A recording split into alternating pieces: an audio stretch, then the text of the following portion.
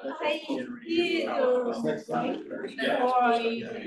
Not this one. I'm sorry. yeah, I have work, so I can't look at this. Yeah, we realized that. We talked it through a little bit, but we said Good afternoon.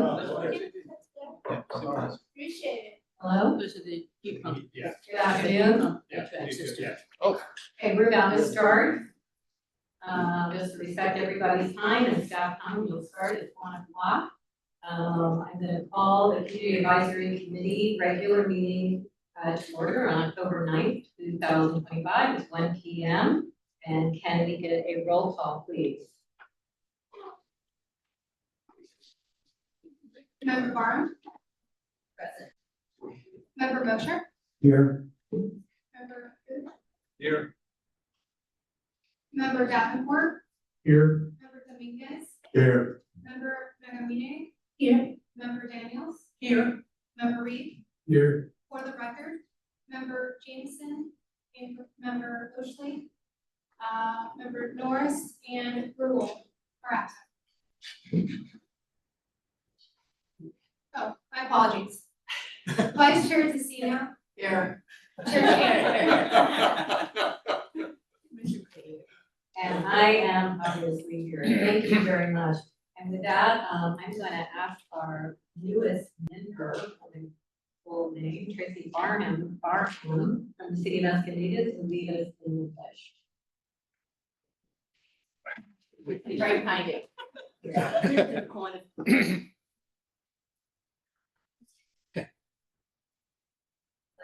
I pledge allegiance To the flag of the United States of America and to the republic for which it stands, one nation, under God, indivisible, with liberty and justice for all.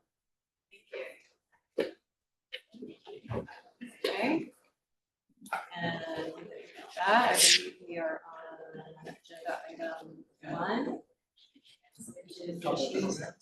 Oh, is there any public comment? I can't hear you well. Can you hear me now? Yes. Okay. We don't have any public comment. I just feel like these guys get fuel.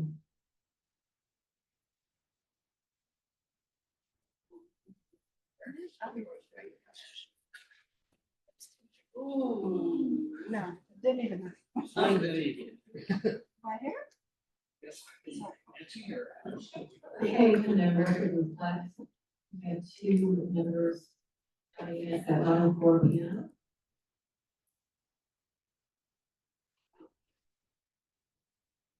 Member Rule,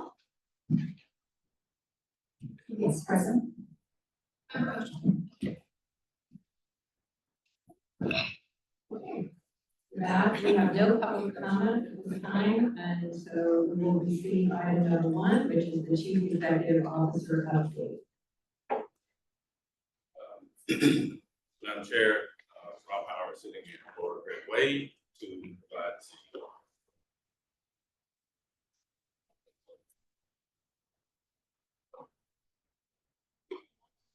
We're having the same problem on this side of the room. I think you speak right into that mic, I think we'll hear Is you. that better? Yeah, same problem. Want to start with our CEO enrollment stats. If you will see, again, our totals run 252,598, the current reading for clean impact, which is our 75% carbon free. Our green impact is 1,465 customers, and of course, our clean impact, 50% renewable is 755. Each city is listed with the customers in those particular rates. The staff has been pretty busy out with our community activities. We have, if you will notice in the list, we've been doing workshops to target customers that may be hard to reach, because we want to use that data for our energy programs plans. Some of the other items we have been doing is we have been visiting, I think we have been to most all our cities, and we had staff at the California Public Utility Commission Small and Diverse Business Expo, as well as the Supplier Diversity Unlock.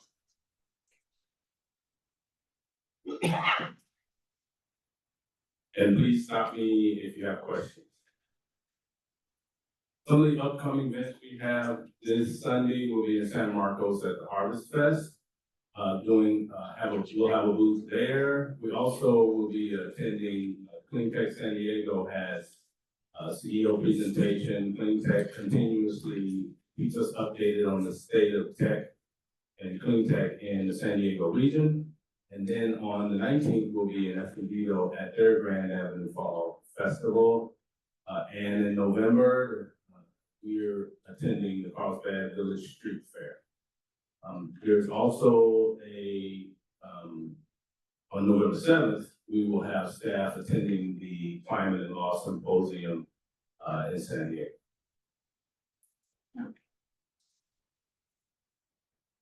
As far as programs, our Solar Plus and Battery Bonus update, if you'll notice, we had the Self-Generation Incentive Program. Those programs are called Solar Plus Connect and Battery Bonus Connect. If you will see, I wanted to highlight the Solar Plus Connect. There are 34 active units on the Solar Plus Connect and 60 systems with the Battery Bonus Connect. I think those systems are the ones that were provided through the Connect program the Battery Bonus Connect was at no cost, and the Solar Plus Connect was the solar and battery system at 7 cents a kilowatt was what the customer would pay for the generation, and the qualifications for those Connect programs are Fair customers, but also if household income less than 80% or less of the area median income. Having the numbers only shows part of the work that staff and Haven and Participate have done. Here are the numbers that funding that will be invested into each community. So far for Solar Plus Connect, that's the solar and battery system, approximately $994 and change $1,000. For the Battery Bonus Connect, which is the battery only systems, it's approximately 1.1, almost $1.2 million that will be invested into Clean Energy Alliance member cities.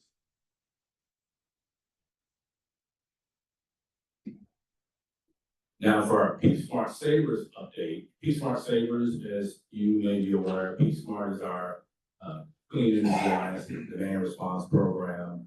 You voluntarily reduce loads on the days we call a PSmart day between 4 and 9 p.m. on the days that are called. Current participation is up to 20.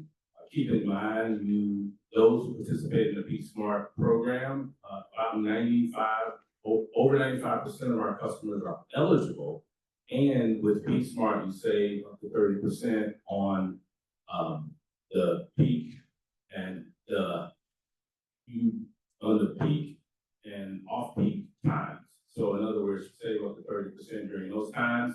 If you enroll by the end of 2025, then we will guarantee your cost savings. We will compare, if you're enrolled in a year, the time you spend in the PSmart program with what you would have paid not being in the PSmart program. And if you happen to be someone who would have paid less, we will refund the difference.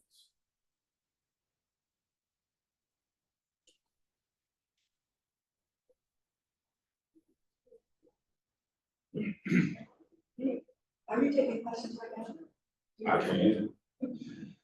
Well, I just was wondering, Dolores, um, yeah, we're having trouble hearing. Thank you. okay. I just was wondering, does this conflict any way or complement the SDG program? Or some very similar program? Can you do both? Thank you for the question. If the SDG&E program, remember this is on the generation side. So that is, if you are an SDG, if you are a bundled customer with SDG&E, they have a demand response program. This program is for those customers of Clean Energy Alliance who are not eligible for the SDG&E demand response program. Okay, I'm not sure because we are definitely clean energy, members, 100% renewable. But I know we're involved in some kind of SDG&E thing that is, saving, peak hour, staying off of, not using as much energy here for the homes. So I was wondering that. I would- Both were. I would suggest when we're done, we talk with staff, we look at your bill and we figure out exactly which program you're on so that we can make sure that this program is the Peace Smart Savers, which mirrors the SDG&E demand response program. We, just for, formatting, I think it would be better if we let, staff get through the presentation and then we'll take all questions. Would that help everybody? And then everybody will be recognized, get an opportunity to speak, but it'll allow you to get, because you may be answering it before we get to it. So, proceed and then we'll take questions at the end of your presentation. Thanks. So if the CDC is aware that staff had been working on and developing a rate design change, and I wanted to update you on the fact that we will be delaying that. The board had previously supported the rate design change with the goal of setting the base rate at the default product, Clean Impact Plus. Staff has been working with Calpine, and although there will be no rate change with this, the rate design would require several bill presentation changes, including credits, premium adjustments, and for the net energy metering customers, bill adjustments. Some of the reasons for the delay, one is that SDG&E is currently implementing its base service charge starting in October, and so you will see that change on the bill. And also, SDG&E is implementing its bill presentation changes coming up in the near future. And so, given the bill presenting complexities involved and to avoid creating customer confusion, staff recommends delaying the implementation of this rate design change and to study other options to implement this rate design. And at its meeting on September 11th, 2025, the Risk Oversight Committee supported this recommendation. And on this slide, we have listed a special meeting in January and a prior CAC meeting. There was discussion around the time between your last meeting of the year and your first meeting of next year. And so staff is bringing forward, so it was between October and February. So you talk about a four-month gap. So it was suggested in the previous meeting that a 2026 kickoff meeting will be helpful in engaging. What we want to know today is want to gauge your interest in the January 2026 meeting. The purpose would be to continue discussion about desired committee work and committee plans and topics.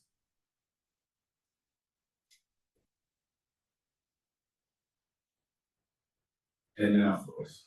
Okay, so Tracy has a question. Yeah, the numbers look really low for the smart, Smart or whatever for the CEA. Do you know how many people, like one, you said those that are in there are the ones that don't qualify for SDG&E, what's that? And secondly, do we know how many are within our region or district that are with SDG&E's program? Thank you for the question, and I want to repeat back the pieces to make sure I had it, I heard it correctly. The Peak Smart program is designed as the demand response program. When customers were enrolled in Clean Energy Alliance service, they were not eligible for the SDG&E demand response program. And our count estimate is approximately approximately 1,200 customers that were on the SDG&E demand response program that are not. And so our program was designed to provide a demand response program. So while we will be contacting those 1,200 to let them know that they can enroll, but we also have it opened up to all other Clean Energy Alliance customers to participate as well. Hey, Jazz? So my question is, what outreach has been done? Because to have only 20 people participate isn't very remote. I myself wasn't aware that this program was available other than that I've come and listened to it at this meeting. So we have now several 100,000 customers. How do you reach them about this? Especially when there's a deadline coming up, otherwise it won't really give any benefit to the next year. Thank you. And two things. One, we have been, all of our outreach, we've been putting it out there. We have social media posts that we have been doing that as well. We are preparing right now a mailer to those 1,200 customers. So we have been doing that outreach. I agree. One of the challenges is I along with many of our staff and many of you, when we're at those events, the sign up, one of the challenges when they sign up is they need to have their SDG&E account. And I don't know if people will take the info and then not do it later. So we are open to suggestions to really ramp it up because it is a great program that could get that support. Okay, Paige? Oh, did you have a follow-up? Go ahead. So if you are looking for suggestions, is it possible to have in a database everyone's SDG&E account numbers, that if you're getting people to sign up, you can simply just go into your database and look up that number for them? Because you're right, once they walk away, everybody gets busy, and you may have a 1% chance of those folks actually sending it back in. Yes, one of the things that we are doing going forward is we're going to be bringing an iPad to our outreach activities so that we can. There are some, we have to be, when we're dealing with customer data, there's a CRM that we have to be into, so we're careful about how we do that, but we will have the iPad at the events, and if a customer wants to take the time, we can sign them up at events. We expect the numbers to go up just because we're ready and available to sign them up at the events. Okay, Paige? I have two questions. For the Peak Smart Saviors program, can you explain what the criteria are to be part of that program? You have to be a CEA customer, and there are only a few rate plans that are not eligible, like medical baseline is not eligible, but all of the TOU programs are eligible for it. Even the net energy metering, NEM, TOU, they're all eligible to be in the Peak Smart. That includes people with batteries. Even, say again. People with batteries as well. Their rate plan, if they're in an NEM program, yes, and it is a very good program for them. My other question was, when you looked at the ones that are income-based programs, the battery connect programs, whether or not, I think I know the answer, but I just want to confirm that it doesn't matter about the distribution across communities. It's not part of the JPA agreement because these are not being funded by CEA. Is that correct? That is correct. Okay, Tracy, over here. We have two Tracy now. Tracy, maybe. Related to that, I'm wondering, is there any possibility of extending that end of the year deadline to get that guarantee? To help those Thanks, Dale. So the question, is there a possibility of extending the deadline? That would, I would imagine, and I'll verify, that will be a board decision. Staff will take the notes for that.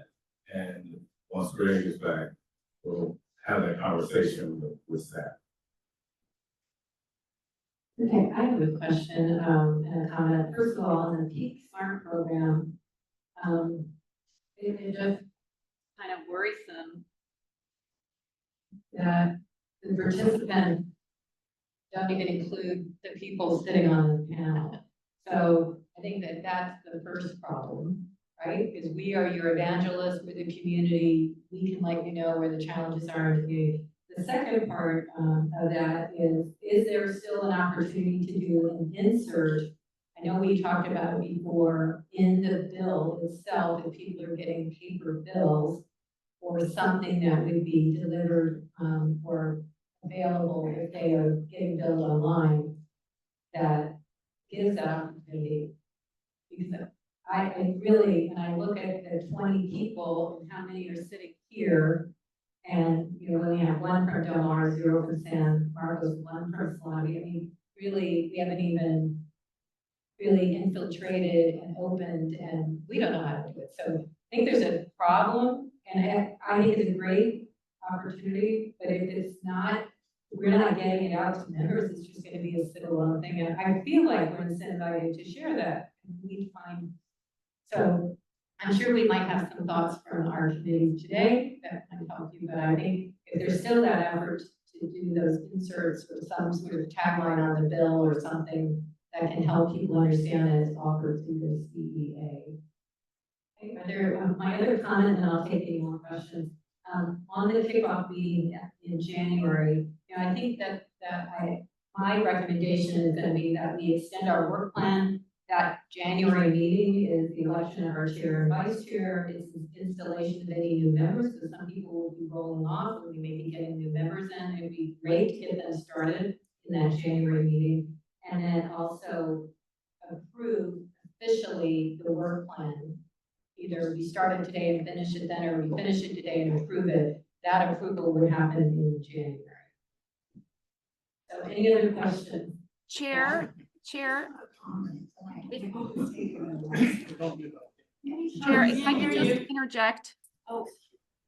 Sorry, this is. I have a comment, and I hope it's taken into spirit. Many times when we talk about some of these programs and outreach, we keep hearing about, well, we're out there in social media and we're at fairs. You know, I'm not on social media. If you look at the number of followers CEA has, it's still very small in comparison to who our customers are. So I think while everyone's digitizing, it's still very important to do outreach with the old-fashioned flyers and inserts and something film. Especially if we're kicking off something like this, which will benefit our consumers. And I think they'll also make that, because they're really only hearing stuff from SDG&E. At the end of the day, the bill comes from SDG&E. They have an insert in there that talks about their programs. But if CEA folks aren't eligible for that, wouldn't know, and how will they? So I just think it's important to take that into consideration. Because you guys are putting a lot of time and energy into these programs, and you want results. And we're running out of time. So that's another concern. I really do think if this program was offered and approved by the board this year, it needs to be a priority for next year. And maybe it needs to be extended for maybe another quarter, and then really get out there and do this info. Because you all have done a lot of fairs, but as you found out, people take the information, but they still don't sign up. Yeah, that's great. I'm gonna go to Daniel and then Joe. Sorry, we have Elizabeth Mitchell online. She'd like to speak on.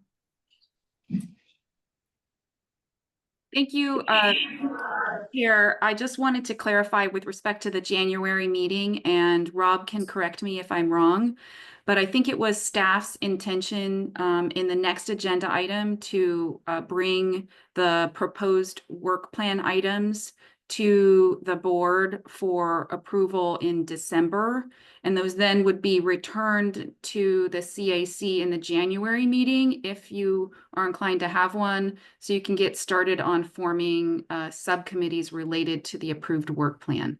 So I just wanted to clarify that that I think was the intention for the January meeting. All right, thank you, Elizabeth. And then Daniel. Dan Dominguez from the city of Oceanside. Rob, can you go back to slide number 10?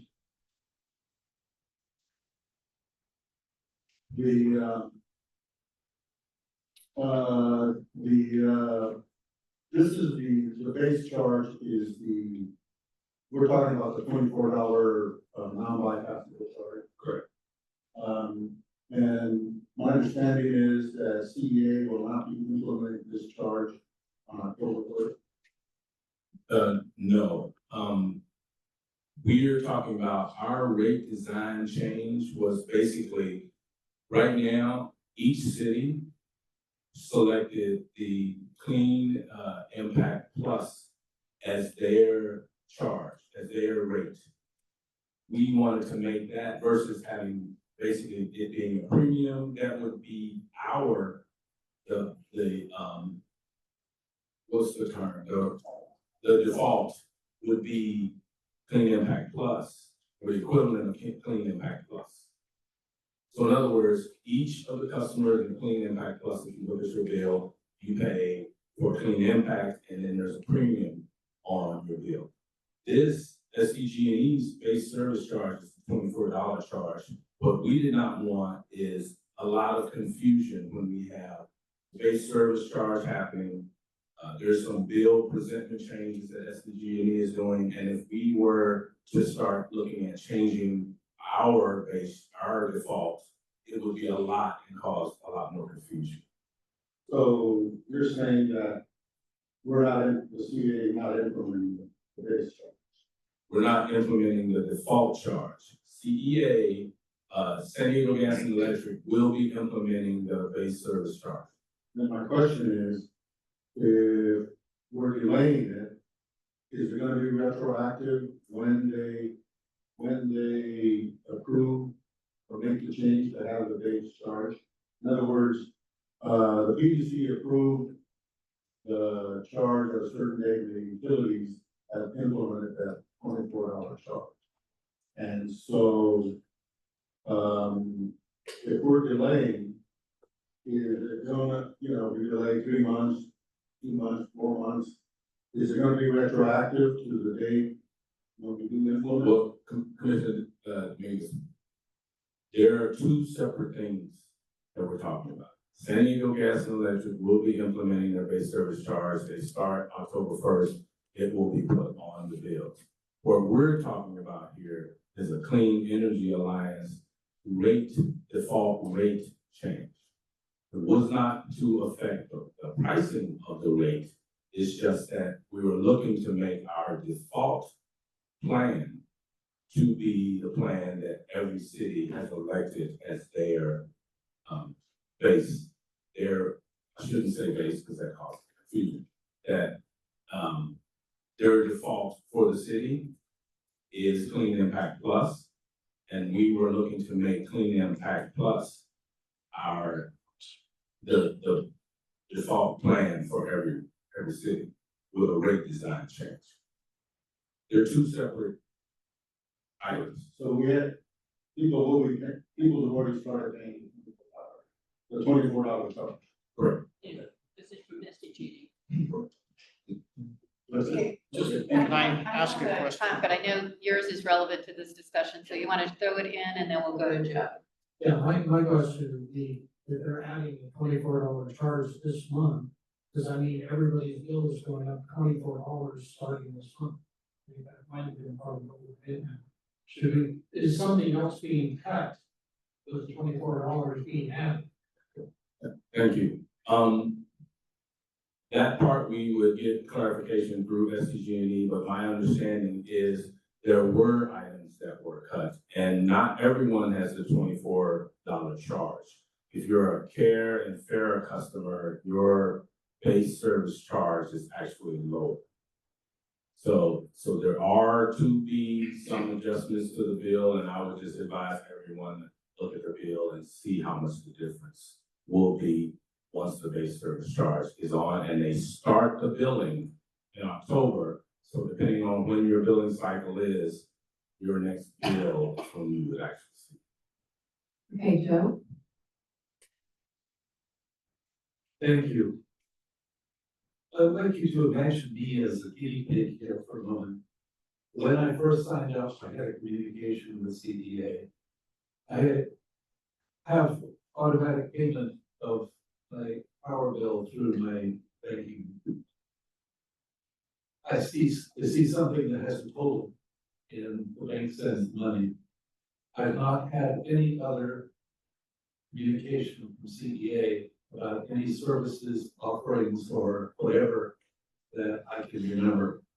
I don't know how many other people are in the same position that I am, but, as Paige said, I don't chase, or this thing said, sorry, I don't chase, social media for CDA information.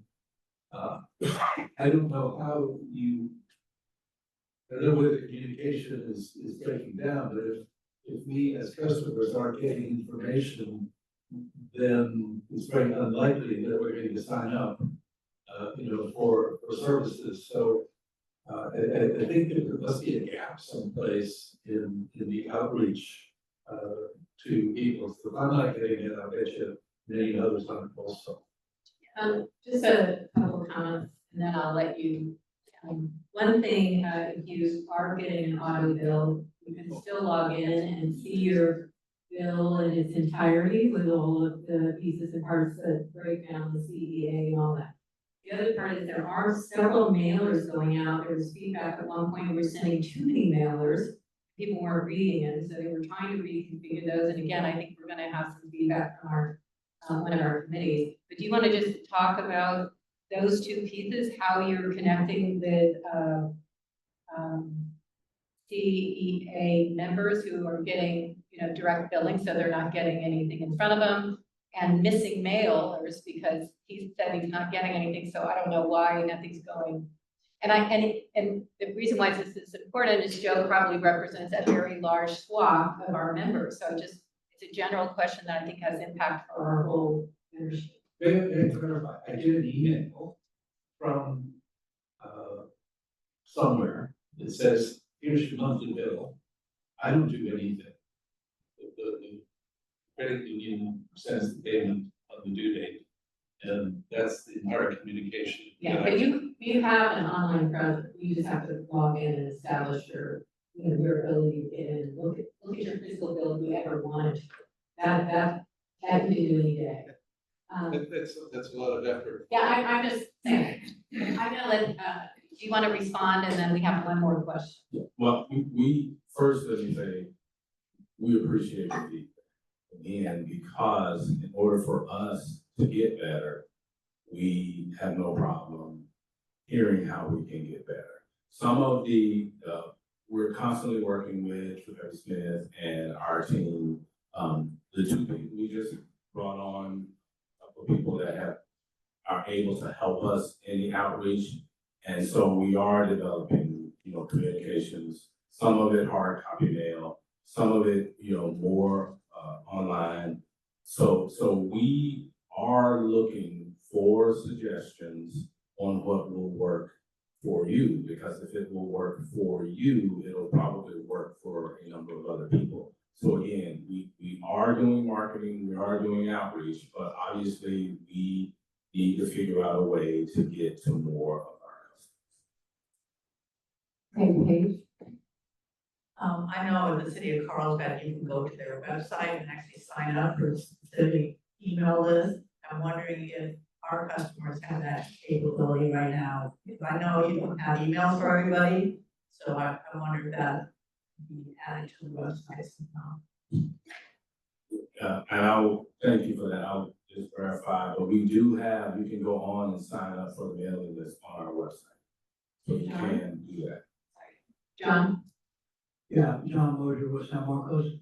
On the $24 charge from SDGV, my understanding that was on the delivery side. Is that correct? And it has nothing to do with generation, which is what CEA is. It's just generation, it's the delivery from them is what that $24 charge applies to. That's correct.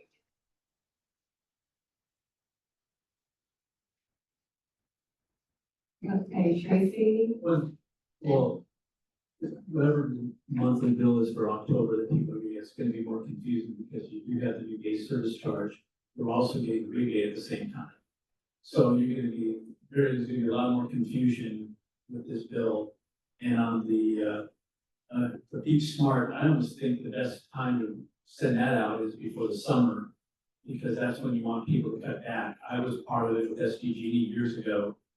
And, you know, it worked very well, but I just didn't sign up with it having a solar and battery now, but you got me thinking about it. But that's the time I would think I would look for it, is in May, you know, to sign up for something like that. Okay, Vita? I am from Solana Beach, and so she sounds like looking for the effective way of contacting the members. One of my experience with the surrounding city is actually e-blast. That's actually red.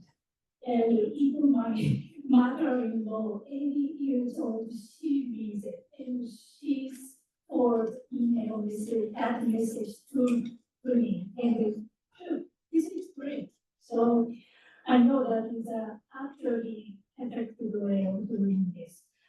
I also started to receive CEA current or few other e-blast in this organization.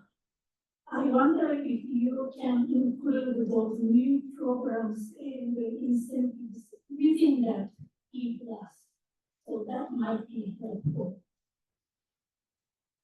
Okay, I've got a couple of closing, go ahead, Dora. I was just wondering, I know that, in the spring, there was a community survey done, which I don't know if, we didn't get a notification of it, but it would be of great interest, I think, to a lot of people. Because it's a survey of the customers for each city. And I can't remember if, there was a question about how do you get your information with the news? What are your preferences? Because, you know, I mean, the reality is in today's, you know, media landscape, I mean, it's, you have to sort of deploy, information on all channels. You can't miss it because everybody, there's too much, segmentation. But it might help though to know if you get a higher percentage of people saying, well, e-blast or, you know, I'm on social media, but I don't really expect to get news there. You know, it's more like, you know, some updates or things that hopefully I already know. So, but certainly some people do. So anyway, I just can't recall in that community survey if there was a question along those lines. Yeah, thank you. I don't have the survey in front of me, but what we can do is ensure that we get that the actual survey information to you. We're using that information as well as we're doing community actually workshops to gather more information, because you're going to, what we found is a person that answers the survey is going to be different than someone that is just, they won't do that, whether email or phone call. So we're gathering that information for development of our programs. So yes, we will work to get that to the CAC, the survey results, and you can kind of go through it and see there are quite a few questions about what do you care about as a, not just a CEA customer, but an energy customer. Right. Yeah, Jeff. I'd just like to make a comment. You're asking for a suggestion on this issue with the bill, the automatic payments, so many, you know, not having any detail come. That's a simple software change where the bill can just be summarized right into that email. Or you can attach it so that the person doesn't have to go on the website, doesn't have to dig through trying to figure out what was my bill today. I get emails that give me very specific things on some of these accounts that I have automatic payments on, and I appreciate. And those are the only ones that I put on automatic payment because I know it's there. The rest, I actually want paper so I can look at it when I have a moment before I pay it. And if I do that, I bet you there's lots of other folks. So if you want to change her behavior, that information needs to be easily accessible. Okay, Can I, before you go, I just want to make sure it's clear that the bill actually comes from San Diego Gas and Electric. It's not a CDA bill presentment. However, no, CDA is a part of their bill. CDA is listed on their bill, and SDG&E is actually going through the process of evaluating and providing a different presentment because of these issues of not being clear. So that's in the works right now. So I was just addressing this gentleman's issue that he gets an automatic payment notification from CEA saying, this is the amount of your bill for disabilities. And I'm saying, if that's coming from whoever's doing it, it still should be able to either give you a link saying, click here, and the bill is there. So it's a software change. It'll make your life easier in your life. That's all. okay, Or fix the water. are you good? Okay. Just a couple of things. We, on staff's report, I think it's great to ask questions and everything, but we began to get in, we got suggestions for you. Save those ideas, because I just wrote down that the customer experience might be an area you wanna explore next year and suggest to the board that we have a subcommittee so that we can understand these varying issues, communication, or, so just wanted to throw that out there. The other thing, is there, can we provide direct feedback to the board that if they have not considered to extend the deadline on the peak program, with the idea that Tracy had, which I thought was brilliant, as you're moving into those times of the year where that need is great, it's top of mind, and we might get more enrollment. Is that something we can officially, through you, ask for that extension based on the, low enrollment and challenges? Yes. Thank you for that. We've got counsel here, but my understanding is the information we get from this body will be shared, will be moved forward to as recommendations to the board.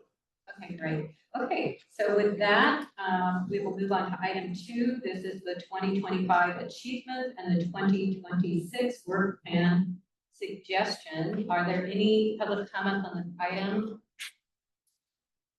There are no public comments.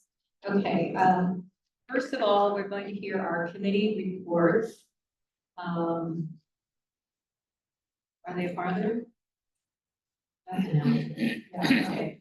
And I have 3 committees in front of me, and I'm going to ask you, if you have not gotten the document from Anna in the format that you will, did everybody, did the committee chairs of these 3 subcommittees receive the format for putting together the work plan that will be presented to the board? Does everybody know about that? Okay. So today you'll be giving us an overview of what you're presenting to the board. And we have 3 committees, and the process will be, they will be in written format, and then I believe last year, Executive Director Greg Wade met with each of the board members, either in small groups or in person, to go over and get feedback on each one of those work plans, and then we as a body got feedback in the following meeting. So with that, we will start with community engagement, communication, social media, feedback, and I believe Dolores is the chair of that committee, am I correct? Yes. Okay. Yes.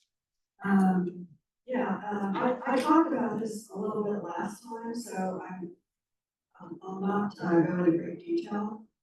Although we can certainly answer questions, but you can see, the title is rather lengthy, but it really is about increasing, what are some good strategies to really increase customer engagement and opt-ups?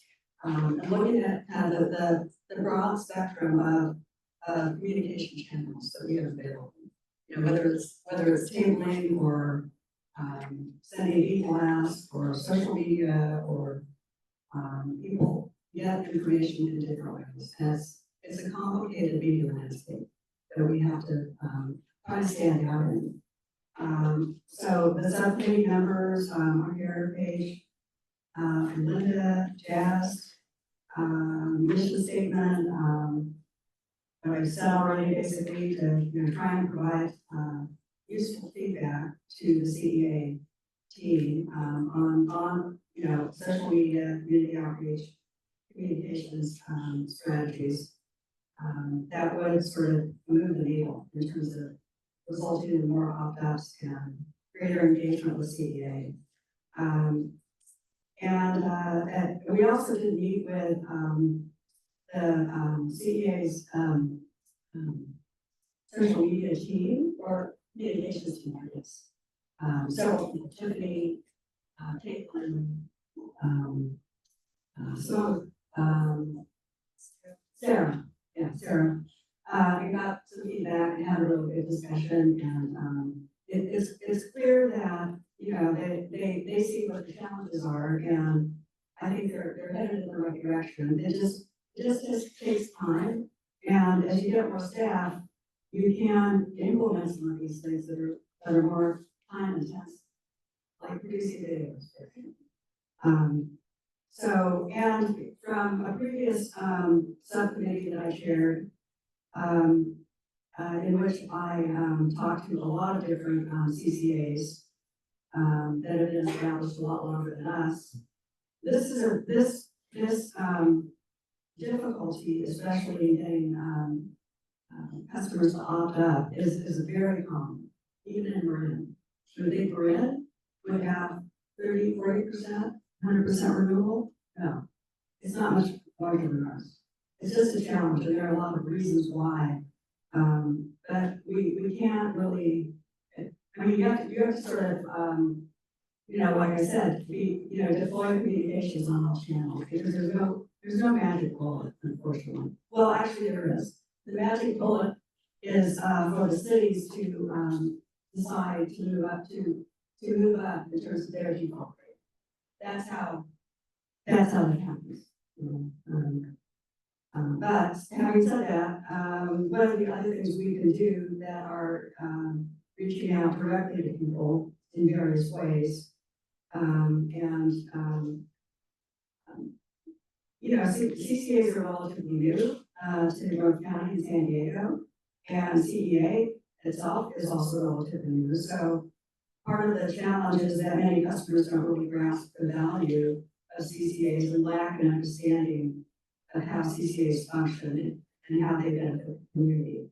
And this is, I think, especially, true with a young CCA that doesn't have tangible local projects that you can identify and let people know that, with our revenues, we supported and sponsored these projects in the community. And that's a very powerful thing. And I can see that a lot of the older CCAs, that's a very, compelling thing for people to see. But it takes time.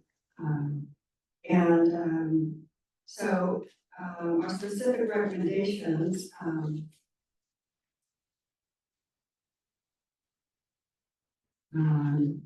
again, I think there has been some success in terms of CEA staff, and moving social media engagement forward. LinkedIn, I think, is the most business-oriented platform, and they've had been, relatively successful in building a following on that platform.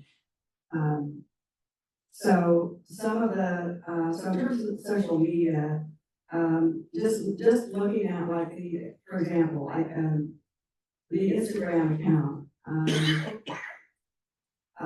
the CEA has about 383 followers, yet only follows 12 users.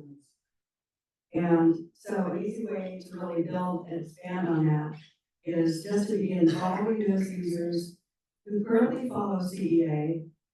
I wouldn't necessarily follow everyone, because there are a lot of people or a lot of entities that are maybe sort of, it's not clear what their interest is. It's not really risky, but the low-hanging fruit that really does matter, first of all, the first layer are these examples here. Cities, elected officials, Cal CCA, all CCAs, CEA, CAC board members, news media, absolutely, like-minded nonprofits, there are quite a few, green impact customers, universities, school districts. Some of these, people from these different categories already follow, CEA. So you can start with beginning to follow them and then go from there. But I would definitely make sure that, you cover certain bases in terms of making sure that anyone on, any elected officials, any green, I don't know if you're able to really determine who all the green impact, customers are, and are they on social media? But it's kind of, I'm not sure. Anyway, so, pretty much, there could be other Instagram users from the above groups who are not followers, like an assembly, state senator, or an elected official. They tend to have a lot of people following them, and they're not necessarily out and about trying to follow everybody. So I wouldn't hesitate to follow any of those, any one of those categories, even if they're not followers, of course. In terms of the kind of, that there's a realization, I think, among CEA staff that we discussed at length, and that there is a greater need for people-centered posts on social media. It's a well-known, well-documented fact that people are more likely to click on something when there is a face, or a cute puppy, or a capybara. Don't have those. So, anyway, there are just a lot of things, the tiny mic video clips that, CEA staff's gonna be working on. That's a very good approach. Also interviews with CEA Green Impact Champions, just talking to them about, what their motivation was and why they think it's important. Really, there is you could develop just a separate plan just on how to go about that. And then another idea that was identified is this actually thinking about identifying and retaining hopefully articulate journalists, maybe someone who covers energy, or a clean energy advocate who could, in an interview or not, sort of make the case for why CCAs are important and why CEA is important, and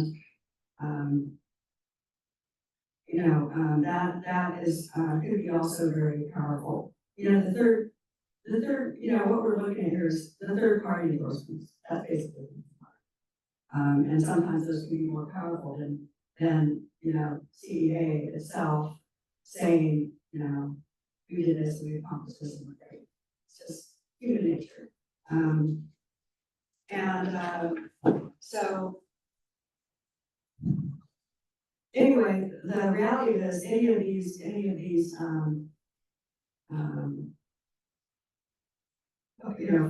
posts or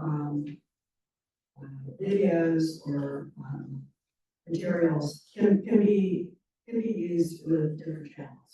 Posted on your website, printed out. They're just a resource that we want to build up the resource that you can use to respond to different kinds of questions and concerns and educating people. And also, of course, some of them could be used at local tabling events as well as reference materials and news media. These are other possibilities. Local radio, TV interviews, op-ed pieces. These are all things that just sort of help to increase awareness with whatever target public. Follows that kind of media. And so this is kind of a media kit. It's not just for news media. in addition to, these, materials, we think it, I know that CEA has developed a series of talking points. And I'm not sure if they're on the website right now, but because the landscape changes so quickly and rapidly in terms of what you want to be promoting and what you want to be discussing and letting people know about, it's really preferable to have maybe a generic set of talking points, but also some specific issue oriented ones that ideally would be good to have the CAC and the board use when they're out and about. Because what we're aiming for here is, in terms of recommendations, is that CEA might really want to consider having a CEA, not necessarily just CAC, but some an advocate group, which could be some of the CAC members or all the CAC members if they're interested, but also members of the community who are under 100% green, champions, and that would just be a very effective way to go in terms of that, having another layer of advocates out in the community. And so I think the other recommendation is, I know you have a very nice brochure, it's like an 8.5 by 11, that we would see if we gave a presentation to the Del Mar Sustainability Advisory Council. And I'm not sure if you have something smaller that kind of includes some of that information that can be distributed at table meetings.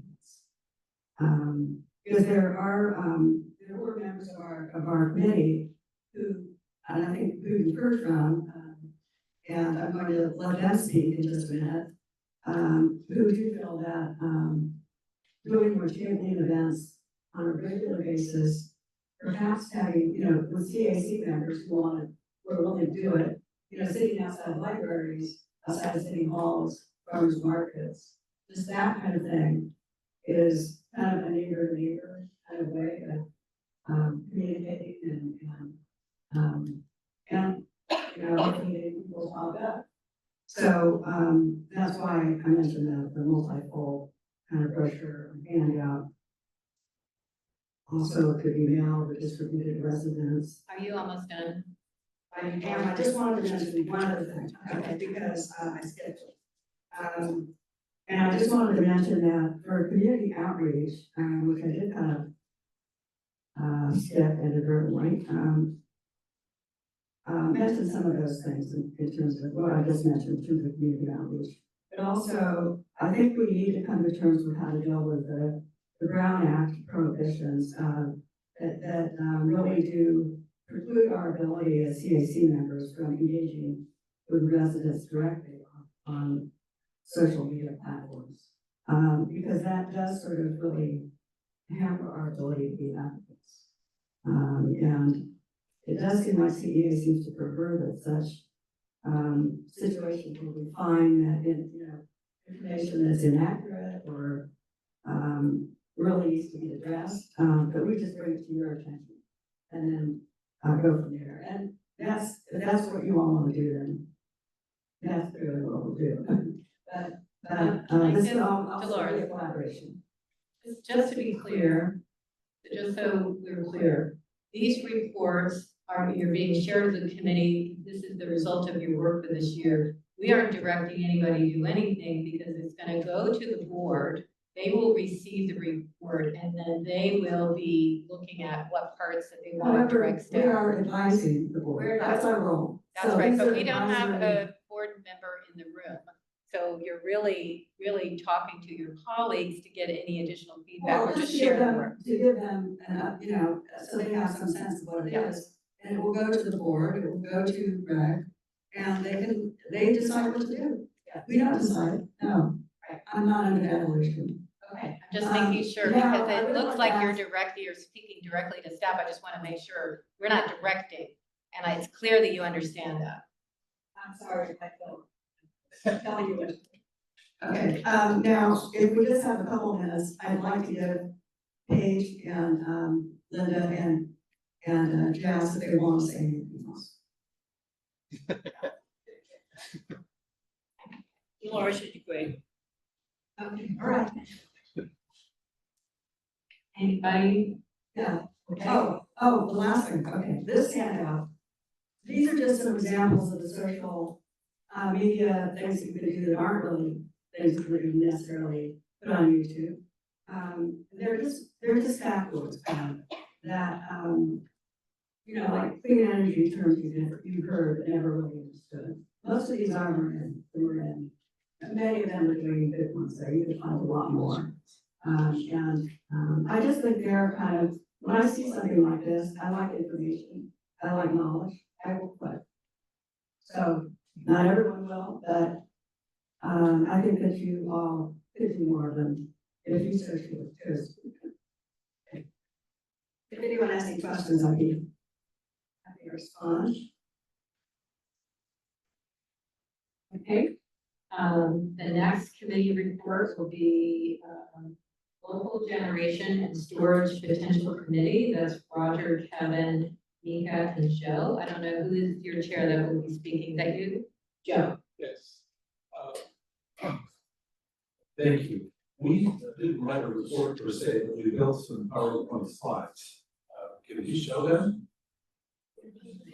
I showed them last time, I have them again if you need them.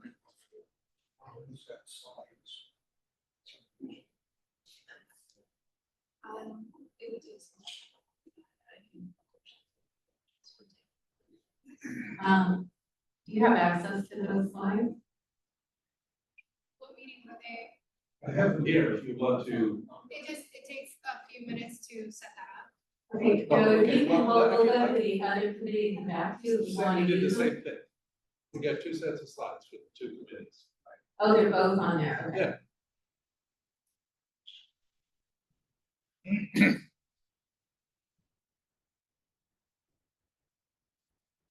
One's called CEA Oceanside and the other CEA. Okay.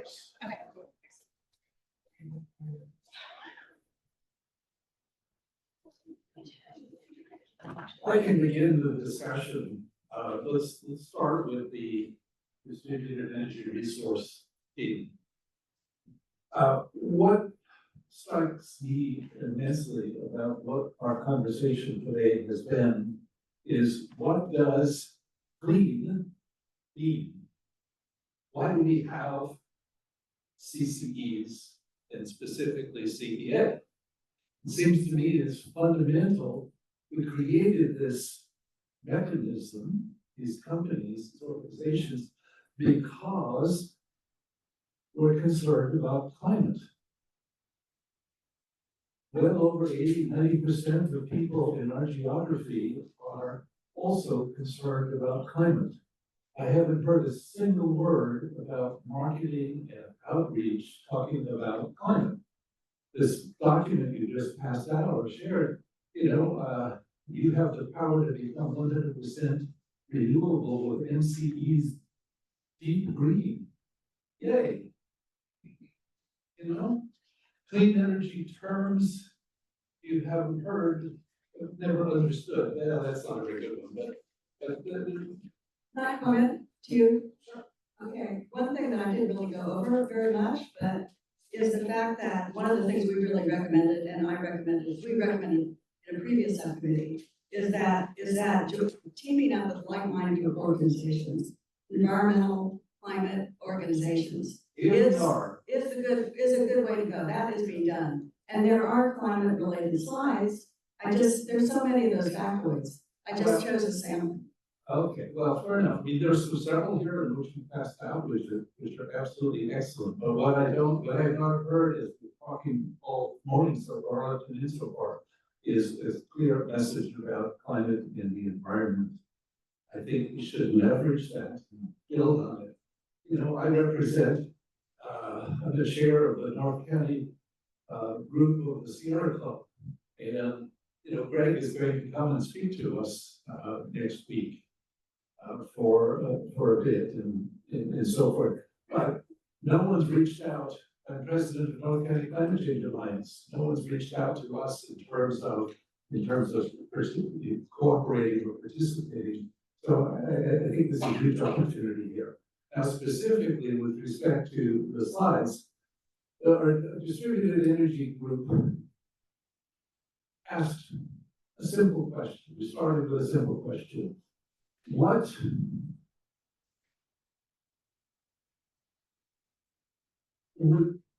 would happen to the energy generated if we picked Oceanside first? If in Oceanside we installed solar in all the sensible places, didn't precisely define sensible, but it's definable. And how much of Oceanside's energy, thank you so much. Oh, that's not it. Yeah, it is. It is it. Right, thank you. How much of Oceanside's energy would be generated?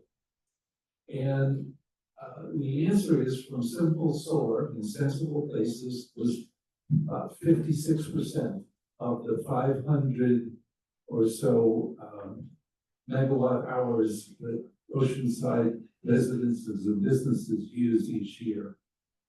We asked the second question. Suppose CEA added to that batteries and microgrids and then built or integrated a virtual power plant software to manage the microgrids. Thank you so much. And the answer turned out to be somewhere between 90 and 100%. So, holy mackerel, with just VPP, why don't we set up a strategy to identify these places and build a marketing program based upon the environment and climate and getting solar everywhere sensible, and work toward microgrids everywhere and VPP, managing devices, and we've already now achieved the goal of 100% clean energy for 2045, SP 100 state law goal. Then we said, whoops, what did I do? Okay.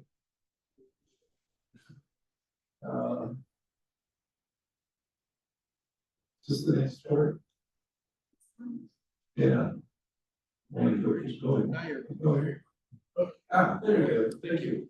Then we asked the next question was, what happens if we add wind to the equation?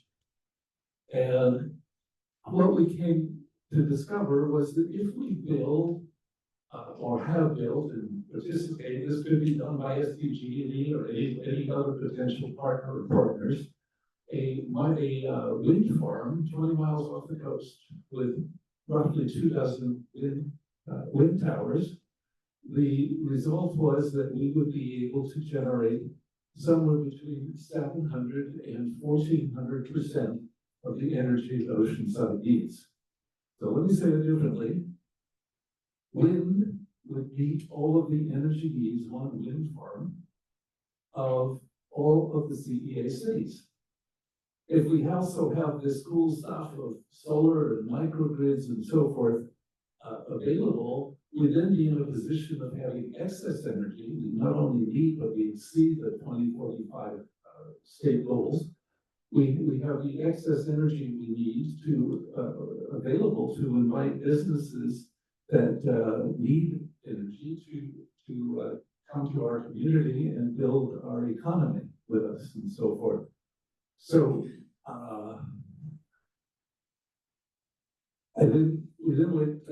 it's not on these slides, but I went and asked basically the same questions of San Marcos and Vista, and essentially the same answer came. So I would propose, I guess we would propose, I'm not sure what I'm doing here. Yeah, here's the offshore wind potential, 700 to 1,400%. And the excess energy that we need that will be available for doing this. And we looked at a program hitting the wrong thing. Okay, good, thank you. So I'm going to go back to phase one.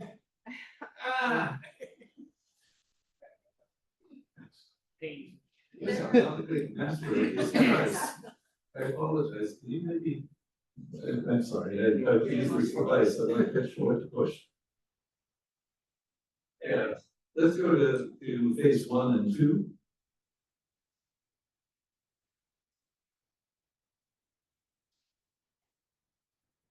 Let's go back one slide, please.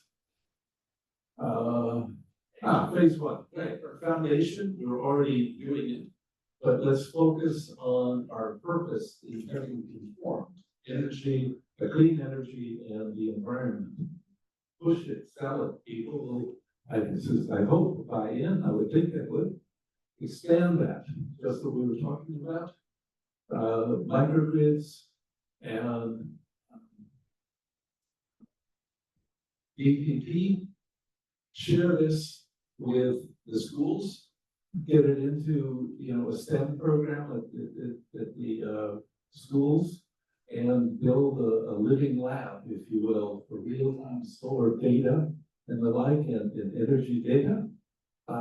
Provide, I would ask for a dashboard that says, here's what we're doing. Flash that dashboard on a cell phone app, One way to get visibility, provide helpful, meaningful, interesting information at real time. You can do that with what we're talking about. Next slide, please.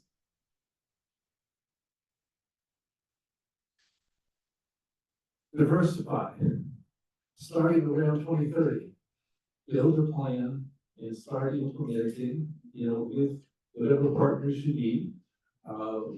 Start implementing the wind farm, possibly land it, or plan to land it at San Onofre. We talked about that. Would be a fabulous place to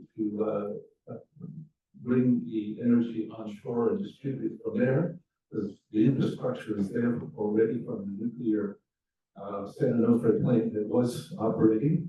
It also is close access to the battery systems of Camp Pendleton, and also allows the owners of the wind farm, it's not going to be CDA, I don't think, but to offer their energy to Orange County.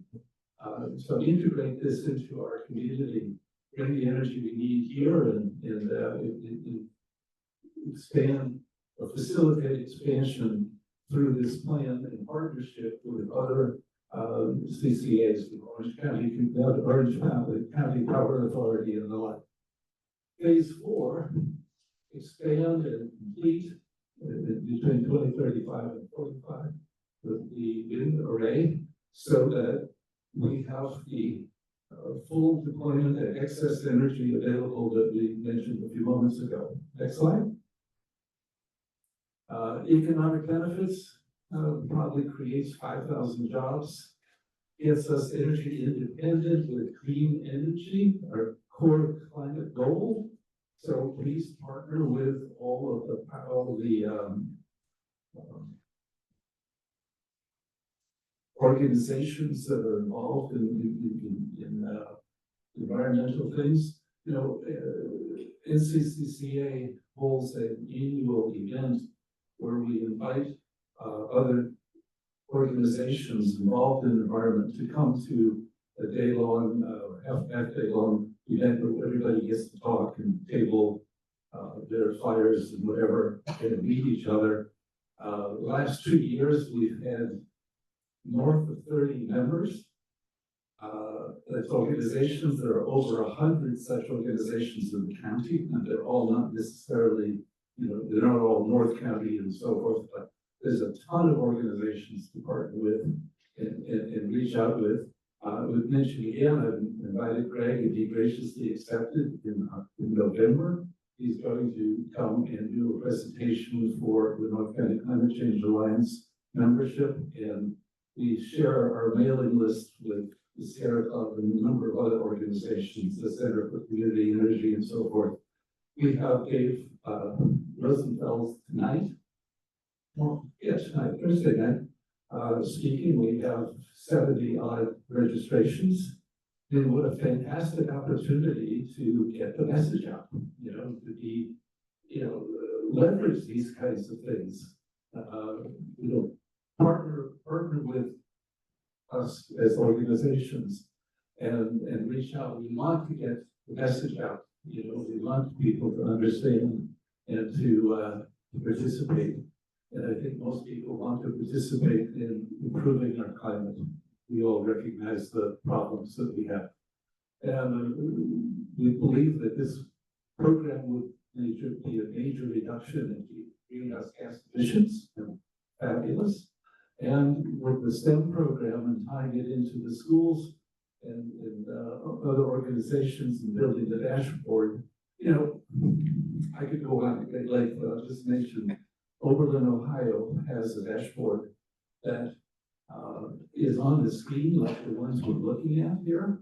That's at the checkout lines in all grocery stores.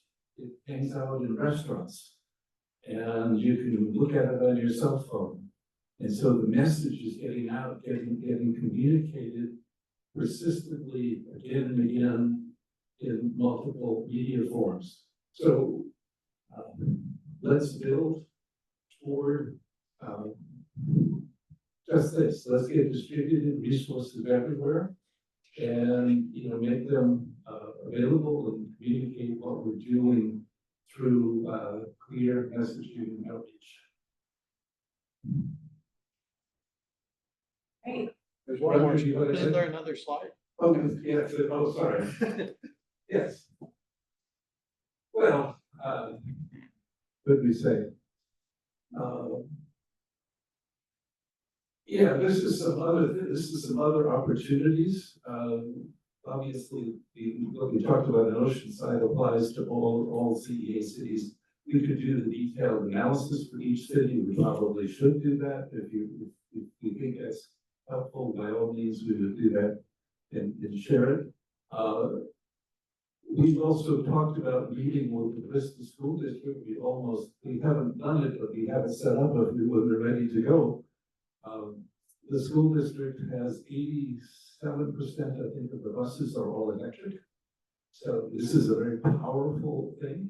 How did the Bristol School District do that? The Bristol School District also just recently, maybe 90 days ago or so, met with the school board, and the school board passed a resolution unanimously to make the school district 100% electric. The whole is a policy, even getting rid of gardening tools that aren't electric and cooking, no more gas cooking and all that kind of stuff. I mean, really a fantastic program. We also can bring to the table, if it's interesting, I could invite a colleague who is an expert on the Western grid. He was a member of the California CPC, or Nevada, for a long time.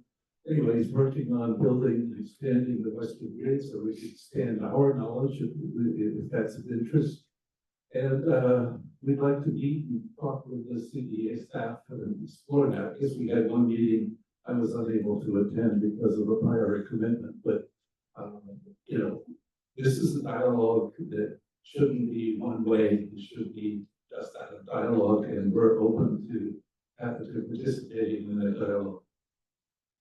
Other things, Roger, you want to add? I just wanted to also emphasize that although we only looked at Oceanside in our first stab at this, it really would apply to everything within CEA. And to me, the goal or the thought is that everybody looks at SDG&E and they tell us, oh, the only way this is going to work is if we build solar power plants out in the desert and bring big power lines over to bring it to you. And we'll be happy to make money off that forever. But we can actually do it within our own boundaries and close by if we make that a priority and a goal. And so that was what we were looking at, trying to show and trying to look at. And I think, as far as next steps and things for next year, some of the things we were looking at were you know, some of these specific technologies like the fuel, low batteries for storage, like the one that they're proposing in Middleton, hopefully they're going ahead with that with all the current turmoil. But also things like agrivoltaics, where you put solar power panels over crops or over sheep or whatever, and use the land in two ways at once, and various new technologies like that we think we should be investigating and looking into in local communities. Yeah, but I just build on what Roger was just talking about. China right now dominates the world with only 80% of all the solar panels that have been installed. They're installing 1 gigawatt every 18 hours of solar panels. They have one farm in the desert that they're planting grass under the solar panels and having sheep keep the grass cut. With obviously economic gain, but that one particular field is 235 square miles. And if we had if they looked at it with respect to California, if we had a 235 square mile solar field, we would be able to provide 60% of all the energy California uses for the whole year. Let me say it differently, if we built 2 10 by 20 mile solar fields, 2 different places in the state, we would need all the energy use that we currently have, you know, with just those 2 fields. And so there are real opportunities here to, you know, catch up with China, if you will, and really make a profound impact on our climate and our energy use, and our ability to attract more energy using, but in hopefully economically helpful businesses. We'd like to ask CEA that let's think bigger, let's start moving with partners, think about partnering and doing some of these projects that are more than installing one battery, you know, 20 people's homes or something. So, Micah, do you want to add anything since you were part of our team here? Yes, so there, just quickly, recently, San Diego Community Power just rolled out the program providing the batteries to that members. And then, so they take that source for the battery, each house. The battery, so power from the battery at the peak time. And that way, so they are reducing, if that household or members contributing to that program, then their bill, amount of the bill, charge the bill is will be reduced that way, so people can save some money for that energy bill. That's the type of program they just rolled out, or they have rolled out. And I thought so their CE doesn't have to indicate this, but we have that in program.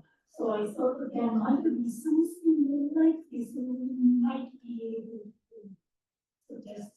That's my end. Okay, we have, go ahead. I just have a request, probably do you have copies of these slides sent to us? As a Yes, as far as we're concerned, yes. maybe great to have. At the end of the meeting, we'll incorporate these new slides into the PowerPoint and they will be found online. When you incorporate those slides, you're gonna make it clear that that's a subcommittee report, correct? That's correct. It will be under the. It'll be a second. number 2. It'll be a second document that the public can access. Okay. I don't know if the public is 100% clear on how the subcommittee works. That's why I just don't want it to be appearance that that's what staff is doing. And that is, you know, I just want to make sure that there's a definition there. We have one more report that's a multi-unit and manufactured housing opportunities. I have John, Joe, and Tracy who is giving a report. Yeah, quick set of slides, shorter than the last. Okay. 45% of people in North County live in multi-tenant buildings of one sort or another and don't have access to their rooftop. So we asked the question, what can we do to service those folks? One solution, or one set of actions clearly is to implement community solar. Solar arrays in the community that people can participate in and don't need the rooftop. This would expand access, would allow people to lower their energy bills, the people who are living in these multi-tenant structures. Reduce the environmental impact, again, create jobs and offer people the opportunity to participate in a variety of ways. Next.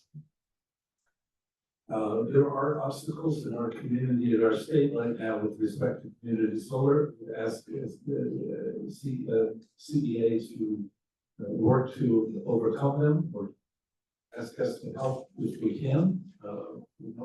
We need to deal with the interconnection rules, billing, and who's eligible and those kinds of questions. We need to think about financing. The grid structure itself, capacity, metering, billing, all these issues, but they're addressed in multiple states. This is like rocket science. And especially again, to create community awareness, I would strongly again argue for the dashboard to be built to communicate what's happening.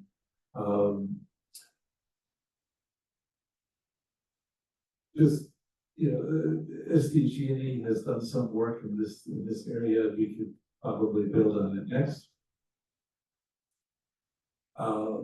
In Germany right now, there are north of 3 million people who have balcony solar. This is, you can see an apartment building and the solar arrays on the balconies. The way they work is you go to a local, say, grocery store, and you buy a couple of panels and a battery if you choose. You come home and plug it in as if it were a lamp. You don't need any interconnecting, you don't need any installation, you don't need any rigmarole, you just plug and play the solar. There are more than 3 million users in Germany right now of this technology. So it solves all of the permitting and licensing and installation time delays and costs and so forth. Balcony solar was recently approved by the state of Utah. And it's also in several other US states. I think we'll get this here. It's probably available. It is available in San Francisco and some places right now. Why don't we get CEA pushing, communicating about balcony solar and how can we better serve the half of us who live in multi-tenant buildings. Next. I didn't put it in here, but I wanted to mention also that the company just announced another set of programs where if you buy a covered patio thing for your backyard, you can buy or a carport or any structure like that. You can buy balcony solar type stuff on the rooftop. Is integrated with the patio cover or the parking cover and so forth. And it's just an extension of the balcony solar idea, but making it inexpensive and fast to get installations. So if people have a patio or a backyard that's appropriate, then that's another related idea. As you can see, this picture is another thing that we recommend to service to help folks who are probably more in the low income area, but everyone. You see in the car, there's an antenna-like device. It has two devices on it. One is measures temperature and the other measures humidity every 1 second. So with this technology, what you do is you lay out the map of a city or community. You pick a hot day and have multiple people drive, volunteers drive the route, the routes that are pre-selected, and take measurements every second, bring them back, pour them into a GIS map, and you quickly discover that the temperatures in most cities vary dramatically in the same hour, the same day. In many cities, there's a 10-degree difference. And Reno, when the folks in Reno did this, they found that the same hour, the same day, the temperature varied by 23 degrees. Now, I ask you, who lives in the homes that are 23 degrees hotter than those that are cooler? You know, I'll bet there's a substantial overlap with the people who are delinquent in their power bills. And there's a tremendous opportunity to learn a lot and to build, environmental justice programs that CEA could deploy to help people who are unfortunately disadvantaged with a large energy burden for no reason other than they happen to live in a neighborhood that doesn't have a lot of tree cover or whatever. So there's a tremendous opportunity, I think, to learn, to discover the profile of our communities and to use that to guide the development of CEA programs. There are probably other ways also looking at the geography of our communities and the topology of just the geography and ask what does this geography tell us about possibilities of building programs. So we have the opportunity to do that. This is not super expensive. It could be done in conjunction with the cities. You know, right? If you went, the CEA shows up at the city council or reaches out to the councils and says, let's do projects like this together, this particular one. And you'll probably get a lot of support, and then everybody can benefit from that information. So I think this would be a very helpful tool for for many multi-tenant occupants, building occupants. Thanks. And I don't know if when it was but Tracy, who was on our committee, asked this question. I don't personally feel a great need to answer it, but it seemed fair to, since Tracy brought it up, to ask or to put it out there. But effectively, you have our thoughts. Let's build tools for multi-tenant housing and build data, gather some data to help us design programs.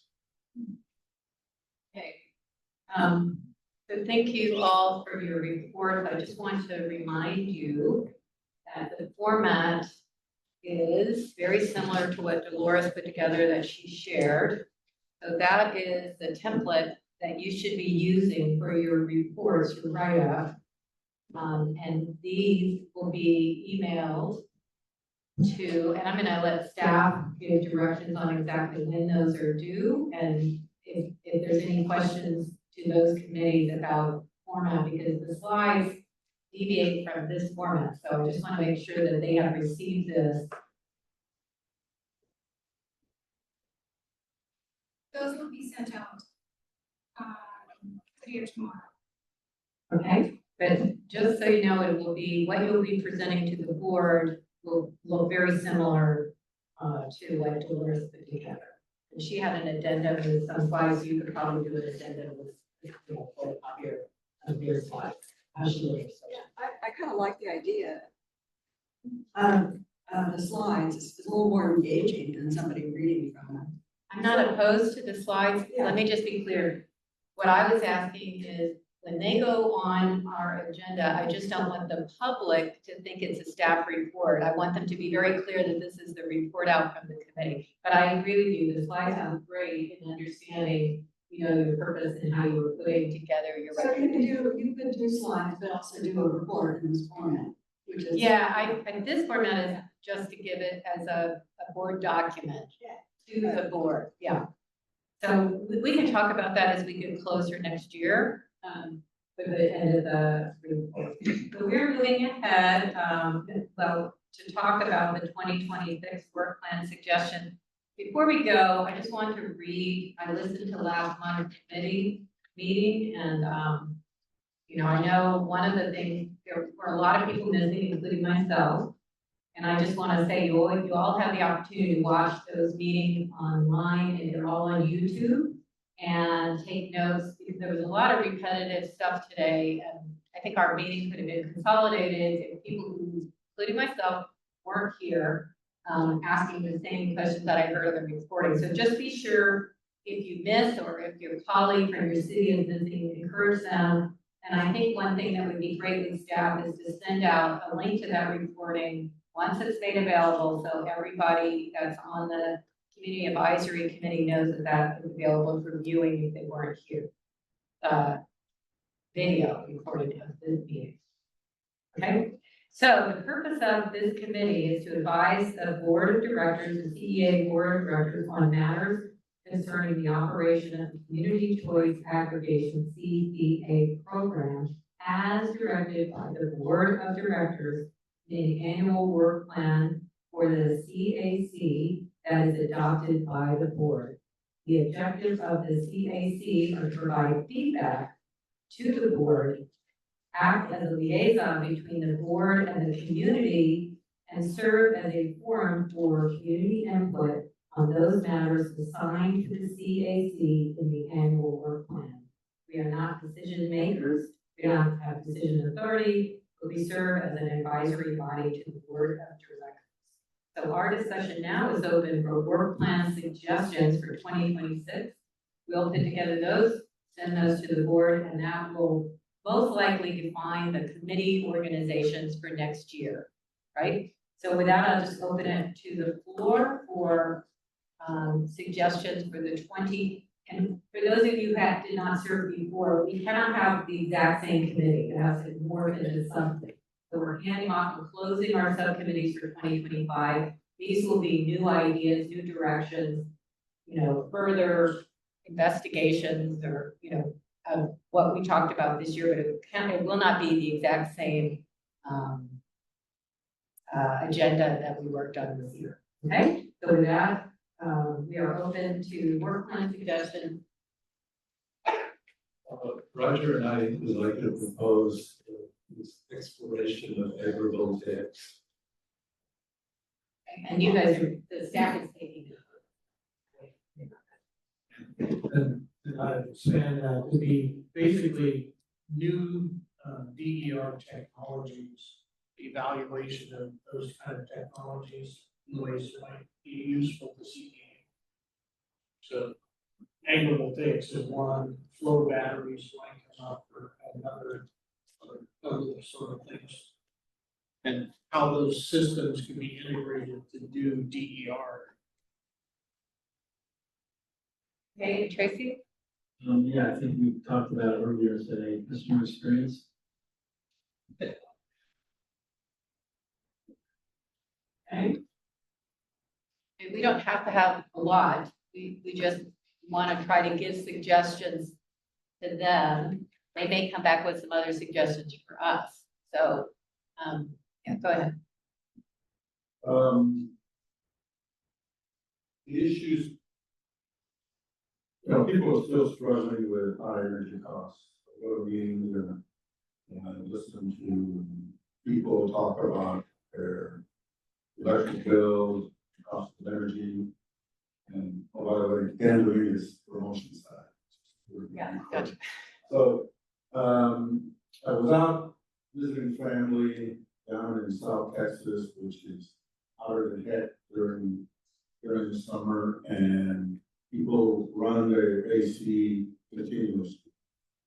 And I asked my brother, I said, "Oh, God, you're running the AC continuously. And they must have an astronomical bill." And he says, "No, the local utility, what they do is they average the bill out over the year, because there's winter low bills, there's summer high bills, and people with the averaging, it stabilizes the bill so that there's not big, increases, and so it makes it easier for people to pay their bill. And maybe CEA could look into that issue of, averaging the bill out for the year. That way people are not, during the summer, have $800 bills, and then during the winter, they got $100 bills, and they can average them out. The cost remains the same, but it makes them easier, so they don't get hit with high costs during hot months. I know that, SDG does that, we do not offer that, do we? No, what they have is the level, called level pay plan. And they actually will, for a year, what your bill is, and then you do like 12 installments. Or each month you pay a level amount. So they do have the ability to do the level pay plan. We do, you mean, see, Remember, our bill is integrated as a part of the SDG&E bill. Therefore, in 2024, I paid $1,200 for utility costs, your level play plan. For this year, be $100. And my total was $1,200. Yeah. Okay. so I guess just for clarity, that plan that Daniel is talking about exists right now for CEA members through our partnership with SDG&E. That is correct. Okay. Do we advertise that program?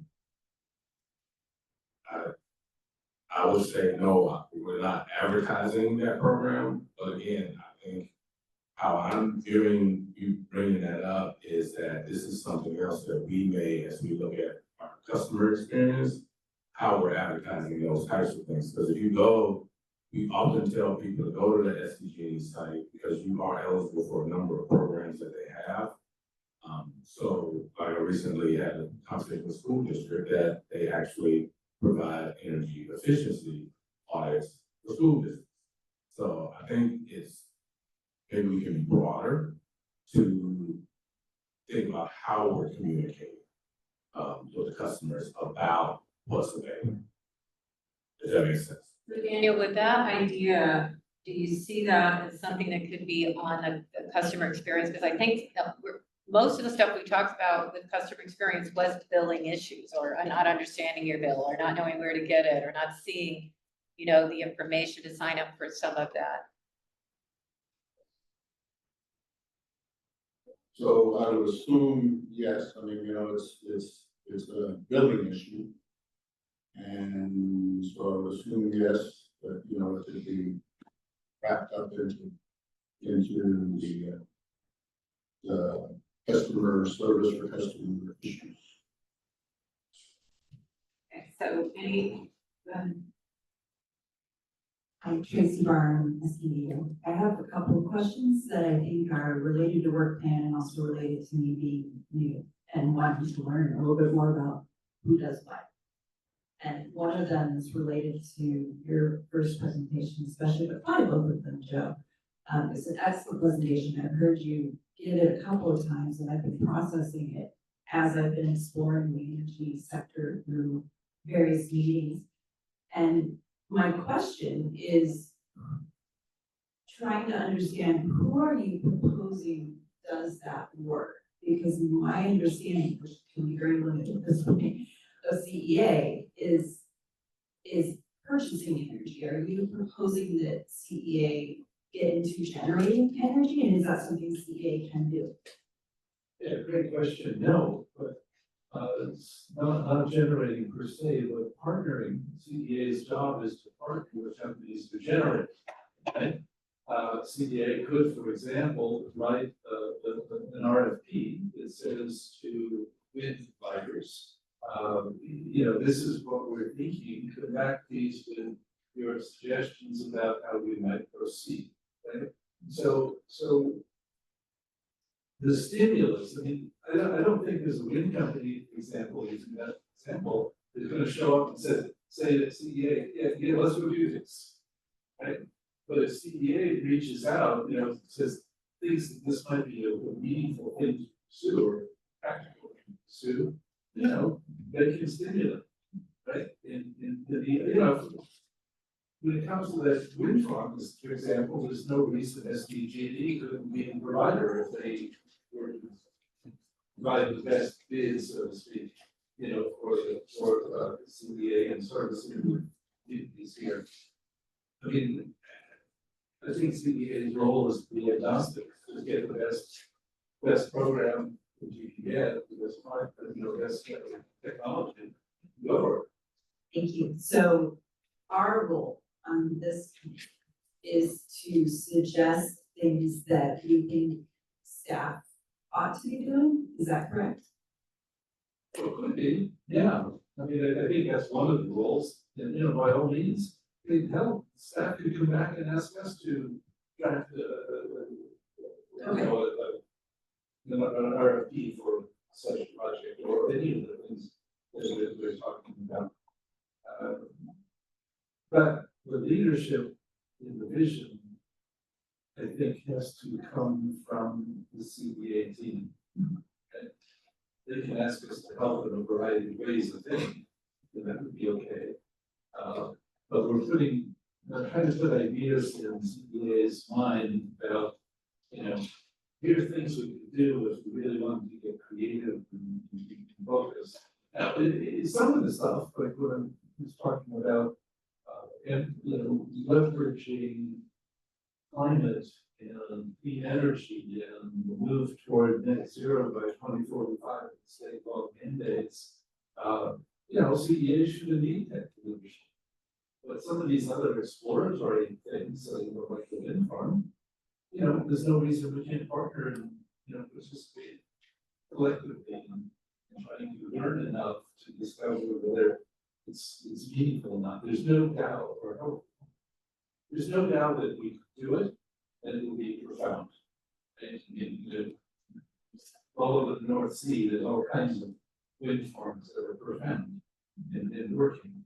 So it's not a matter of being speculative when the technology is, you know, the current administration in Washington, wind farms are not a good thing to do, right? I mean, you know, let's not be foolish. Right? And to be clear, I am not questioning any of that. I'm fully in favor of the ideas you're proposing. I'm more just trying to get a real clear idea on what we are proposing for work plans. So Tracy, I can answer some of that. First of all, we are not gonna direct staff. That's because we're an advisory to the board. So that's what we're trying to do right now. We've got the reports that we were just presented, they will go to the board. Out of those reports, the board will make decisions on what they want to move forward to, what they want to add to their agenda for next year, and ask staff to start looking into some of those things, right? That's kind of the workflow plan. The second part, which is what we're doing now, is giving the board some suggestions for what we believe would be good areas for this body to explore next year so that we can report back to the board this time next year. Does that make sense? It does, yeah. So I think I'm gonna ask staff, just because of what the time it is, we have two possible, and I know you've got the notes on those. Is it possible that we bring this back for further discussion in January, so that would give everybody time to go back and think about it, and we could add it and formalize our suggestions to the board in January? That would mean our first meeting in February, we would have the work plan finalized, right? So I'm asking staff.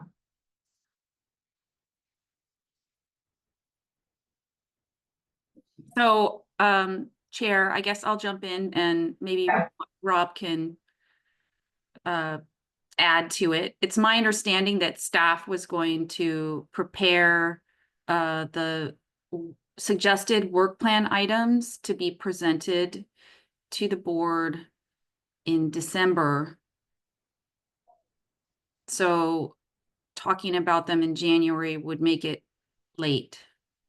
So they are gonna receive our work plan. Okay, and I think we're probably all sitting here going to understand that. We just heard 3 subcommittee reports that we will be delivering to the board. And now we're in the second part of that, where we're talking about what our work plan will be next year. Are they gonna tackle both of those items in their December board meeting and come back to us with, in January with the items out of our subcommittee reports that they're gonna take action on, or they wanna see further developed, or whatever, plus they're gonna come back with a work plan for next year? The only thing we're quibbling about is the actual subcommittees that will be working for the entire year, 2026. I think that's what we're asking. Do we have to have those formalized today?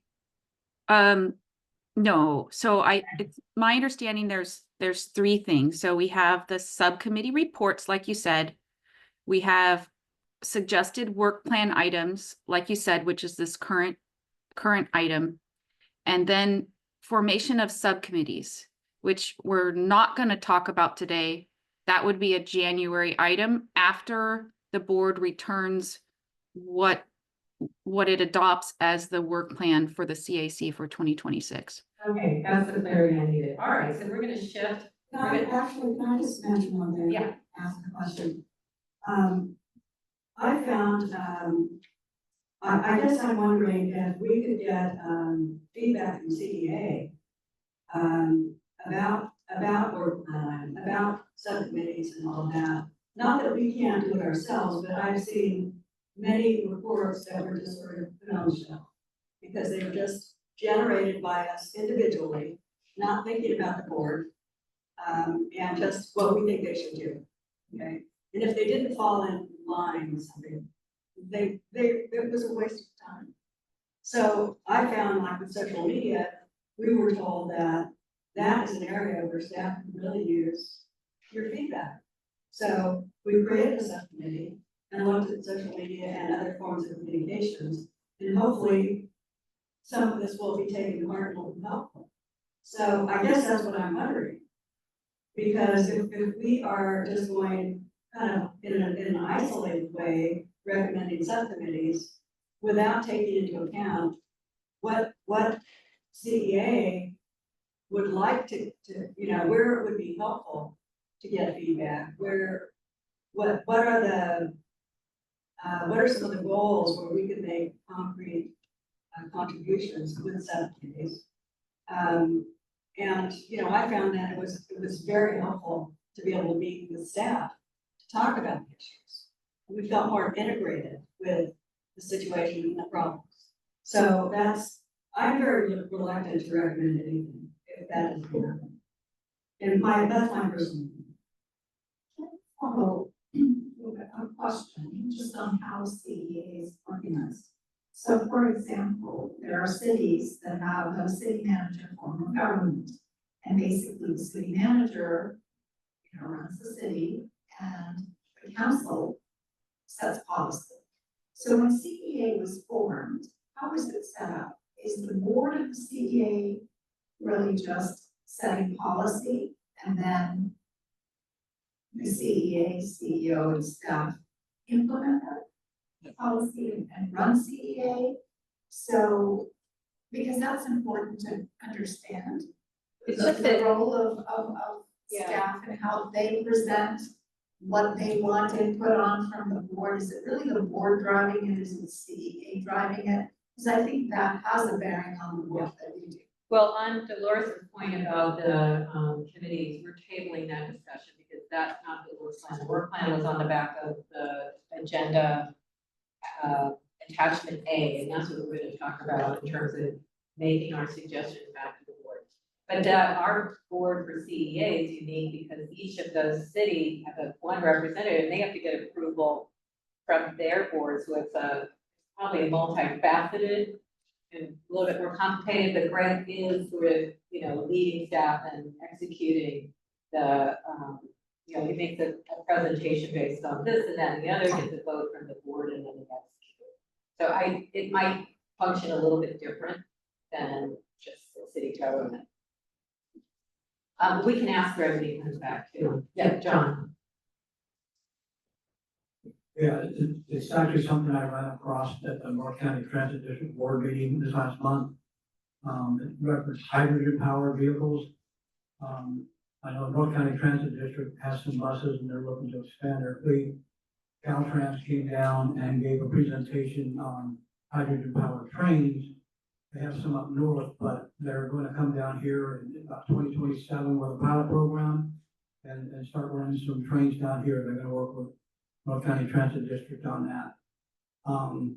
What I came across in that presentation is that the fuel costs are much higher than what was originally presented to North County Transit District, and it has to do with the facilities to make it over here. And I'm looking at Clean Energy Alliance and how we invest in energy saving products out there so we can buy the energy and bring it into our customers. And we work with the people building the facilities. And I know that here in North County, in order to get the prices down on the hydrogen, we're gonna need different programs or different facilities put in up here and probably throughout our county. And I'm thinking that might be a good thing to look into as an investment vehicle for CEA, because it will help on multiple fronts. And also you'll have more hydrogen powered vehicles coming in the future, and you're gonna need those fueling stations. And so I just wanted to bring that up, and because it will take cities as well as groups like us putting money together to build these facilities from 2030 on. So looking at some of the longer range stuff we've been looking at, I think this would be something that might be worth looking into. Okay, I'm gonna add that as item 3, but I'm gonna hold the rest of the discussion on the committee and switch to the work plan. And the first item is that we're adding a January meeting to be determined, I believe. Do you have a date for that meeting, Anna? No, we do not have an actual date. Okay, I guess we'll just assume it's a Thursday, right? Second. Yes. Okay. Yes. And then at that meeting, that would be the kickoff meeting. My suggestion is we move the organization to that meeting, and also the Brown Act. It would be great if we could get all of the new members of the committee seated so that they could be there for the Brown Act. If they can't, then I think February is a better date for that. And then the CAC orientation and Brown Act review would all be either January or February based on the seating. I don't know how long it's taking cities to reappoint.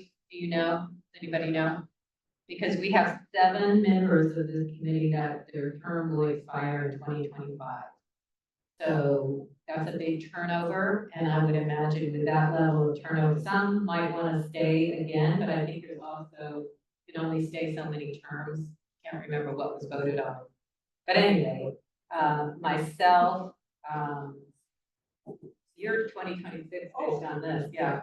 Linda, Dolores, Tracy, Reed, Roger, John, and Nancy all have terms that expire in 2025. So if that is something that staff can do, I think, you know, I would move it to January if all those people, all that can be taken care of by January, and just have that as an organization meeting and training. But if not, I totally understand in February.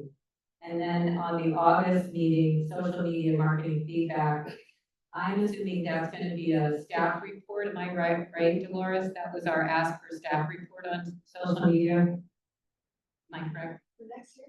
It was last month, August 14th. We asked in our work plan last year to have a social media presentation by staff.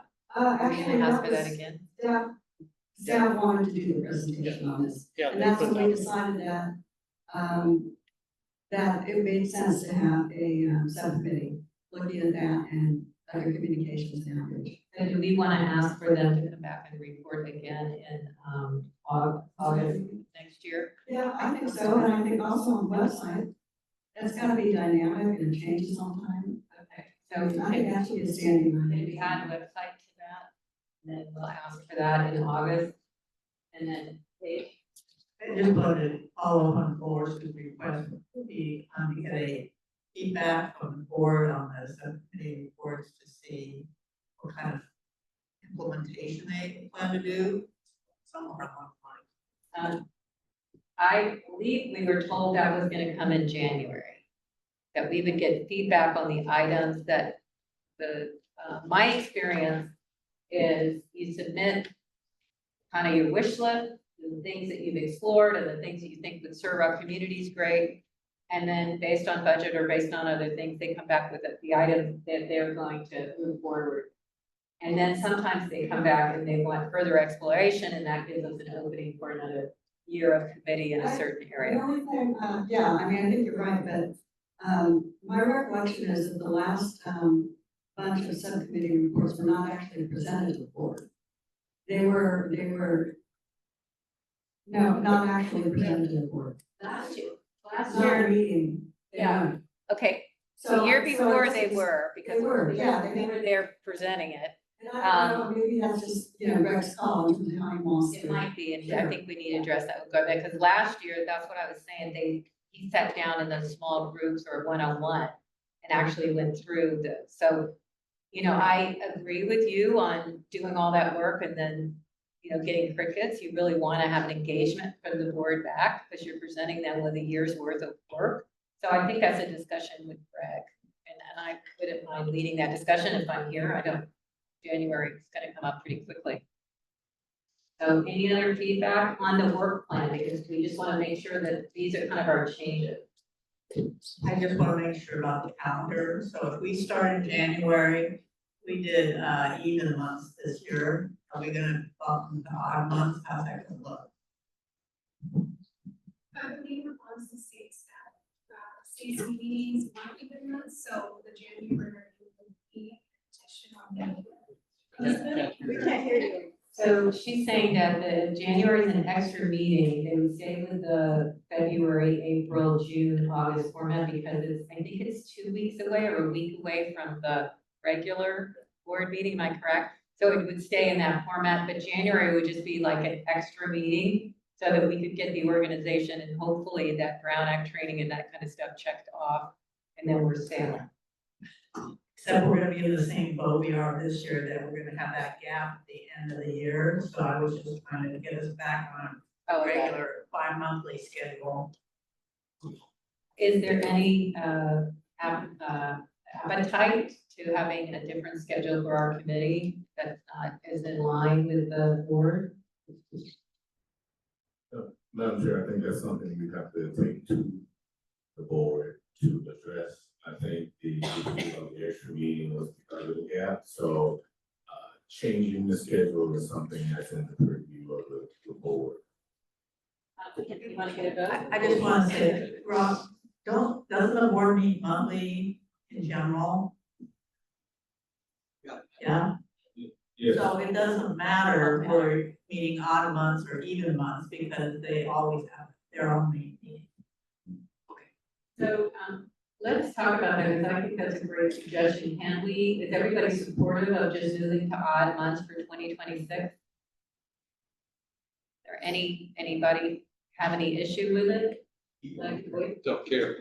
I actually think we got better, an extra meeting because we've been have 6 meetings, right? January, March versus the 5 right now. Yes, I agree. agreeing is 6. Okay, so we are making that request. So I don't know who would take that forward, but we are making a request in the work plan that we switch to odd number months starting in January. Okay, I think I saw Tracy. Should we make that a motion? Since it is part of the work plan? I don't think this was an action item. Let me double check, but we can do a motion if it's. So Chair, what I would recommend is that maybe you get consensus on what the work plan would be and include the odd months in it, and then bring a motion just for the whole proposed work plan. Okay, before we do that, does anybody else have any input or changes? Yeah. I would like to propose we add one modest topic to the work plan, and that is to each of us read Here Comes the Sun by Bill and Gibbon. And that we perhaps entertain a Zoom book club discussion or book discussion of that book. It is so relevant to what we're doing and to where we really want to go, I think. It is wonderfully optimistic. So I think that rather than put that in the work plan, I think that that might be something you may want to offer your services to have a book club for the, CEA membership. I offer it. That might be a good idea. What's the mechanism? I'm happy Yeah, to offer it. that actually might be a great idea. Madam Chair, I just wanna chime in, we still have another agenda item, and there's a meeting after this meeting, so we need to be out by 3:30, so I don't wanna rush anyone, but I'm rushing. But you're rushing. I saw one other hand over here, Mika. I'd like to add to that, that how about getting more kids involved to our activities? So one big climate and resiliency commission, actually, the junior commissioners, they're powerful to advocate all kinds of climate programs. And so we have to remember, they have parents. So if we are able to get the kids involved into, for example, so Instagram video, or their designators, they're quick. They know how to do video very quickly. And so and also I know many high schoolers and middle school age kids are interested in climate actions. So if we can somehow get the school kids engaging to our activities or maybe tabling or events, so maybe they might be able to also pull their parents into it. So that way, so maybe able to promote our programs and all kinds of activities to the parents, to the kids. That's just my. I'm not sure I got all that, Mika. I just need, are you adding something to the work plan, or that was just a suggestion? You want it in the annual work plan? If they can, so just engaging younger kids to involve in the program. Or a subcommittee, What's that? or a subcommittee. Okay, so, yeah, that might be in the, Subcommittee with school outreach. yeah, we did that. We did that. We spent a lot of time on that. Let me just ask the one more thing, because I think we have it pretty tight. We asked for the survey results. I think that was Dolores. Did you ask for that? I think that presentation would be great. We could add it to our suggested work plan. Possibly, maybe that's a good thing for January if they don't do the Brown Act in January. Would that be something, everybody? So here's what I have. I'm just trying to get us through by 3:30. So the subcommittees, Mika, come back. We're going to talk about that and hopefully be able to have subcommittees come out of this work. And I think it will, based on what you guys have put together.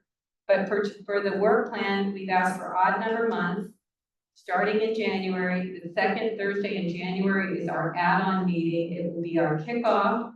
It will be our organizational meeting and Brown Act, if we have our new members seated.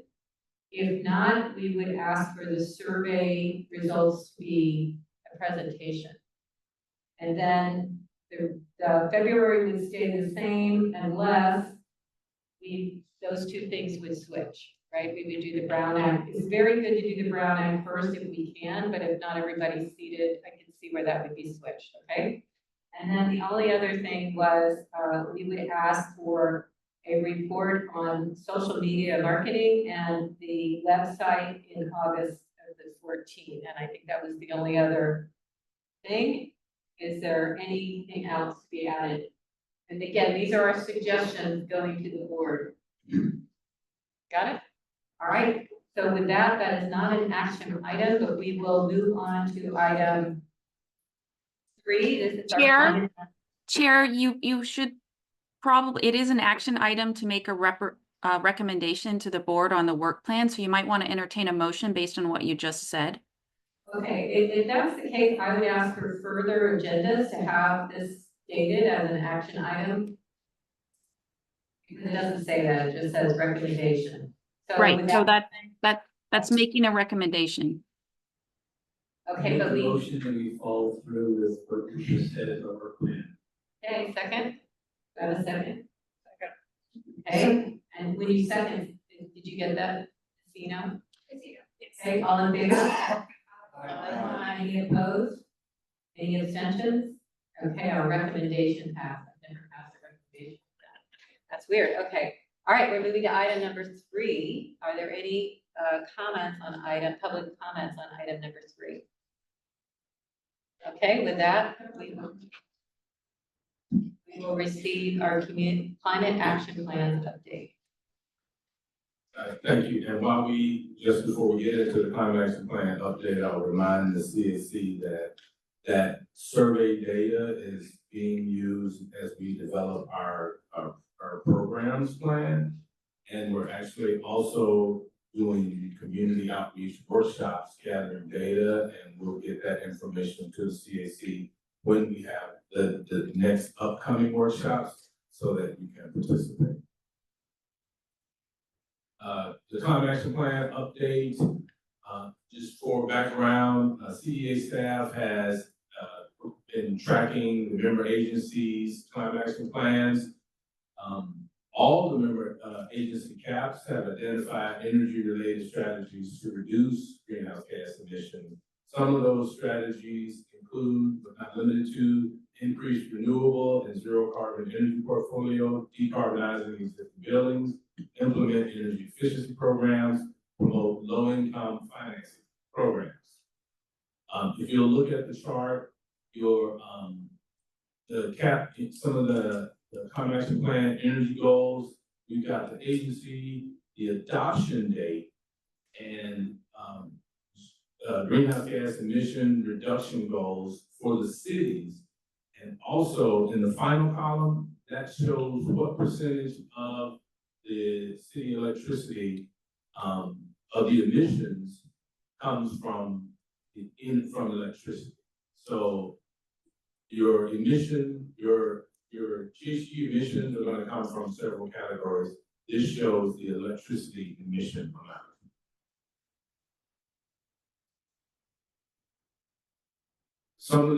Just wanted to go over some of the energy related goals. Some examples for Escondido. One of their goals was to install 2.6 megawatts behind the meter photovoltaic at school sites by 2030. For Solana Beach, is working with SDG&E and CEA to identify areas needing updated infrastructure for supplying enough electricity for charging stations. In Vista, installing 20 public EV charging stations by 2030. In San Marcos, install 1,800 new alternatively fueled water heaters by 2030. For Oceanside, promoting disclosure of historic building energy use and energy use benchmark scores and energy audits at time of sale of residential real estate. Also in Oceanside, one of the things is they are evaluating upgrading the municipal accounts as some of our cities have already done through our green impact plan. So, and then for Carlsbad, upgrading all street and safety lighting to energy efficient options by 2035. Now let's talk about renewable energy and the climate action plans.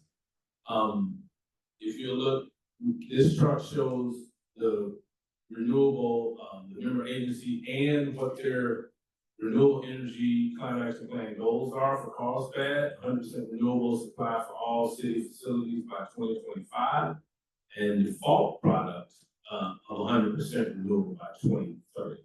And Del Mar, 100% renewable by 2035.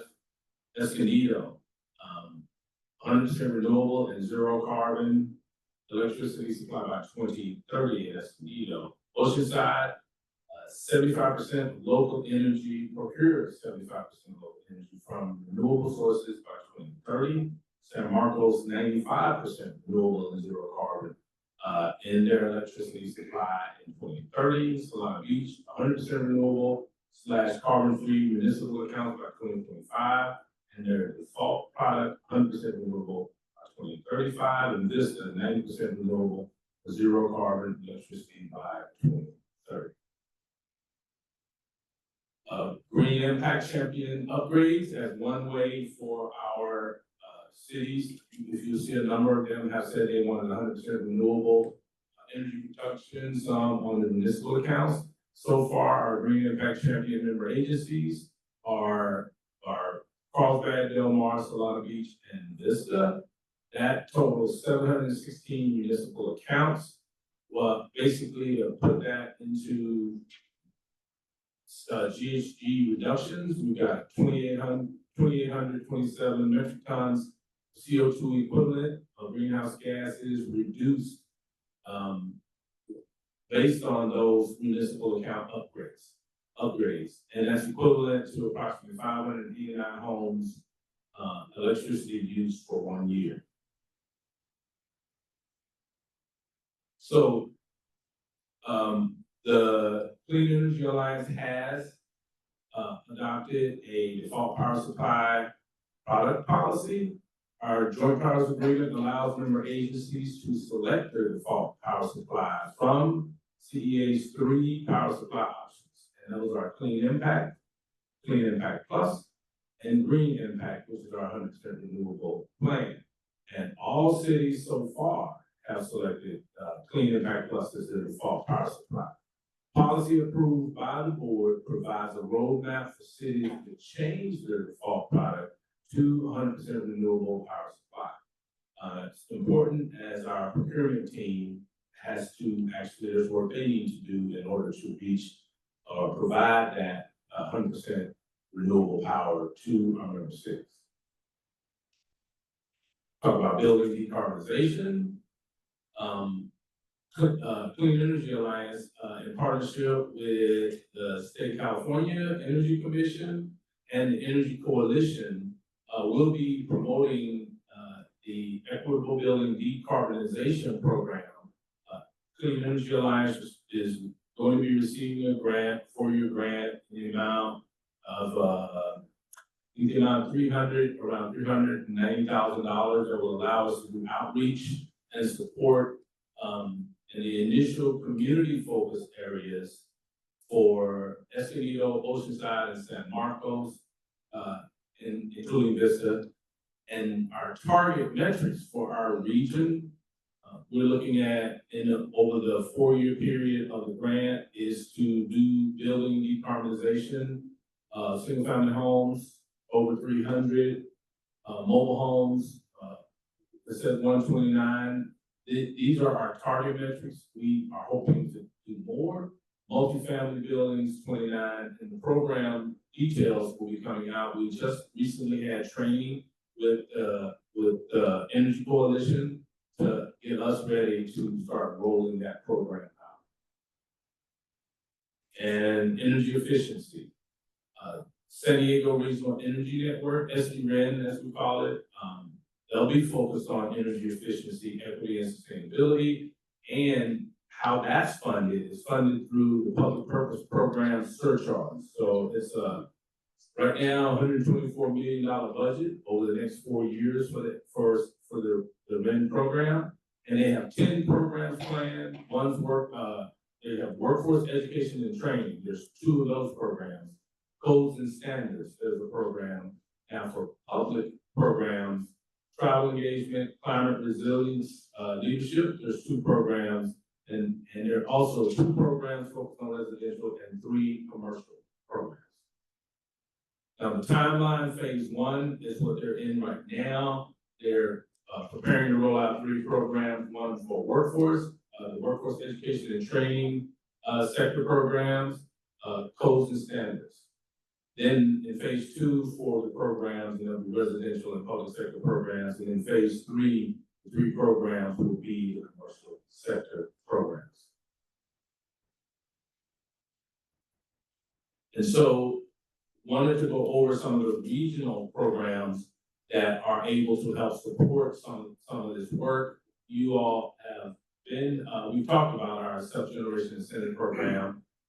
CEA has been working and implementing our Battery Bonus Connect program, where there's no cost to the customer for those with solar to get a battery. and the requirements for both programs is Carafera customers or they're 80%, they're 80% and below of the area median income. And the Solar Plus Connect program, again, savings between 55 and 65% due to the funding of the self-generation incentive program. And that comes through the state of California.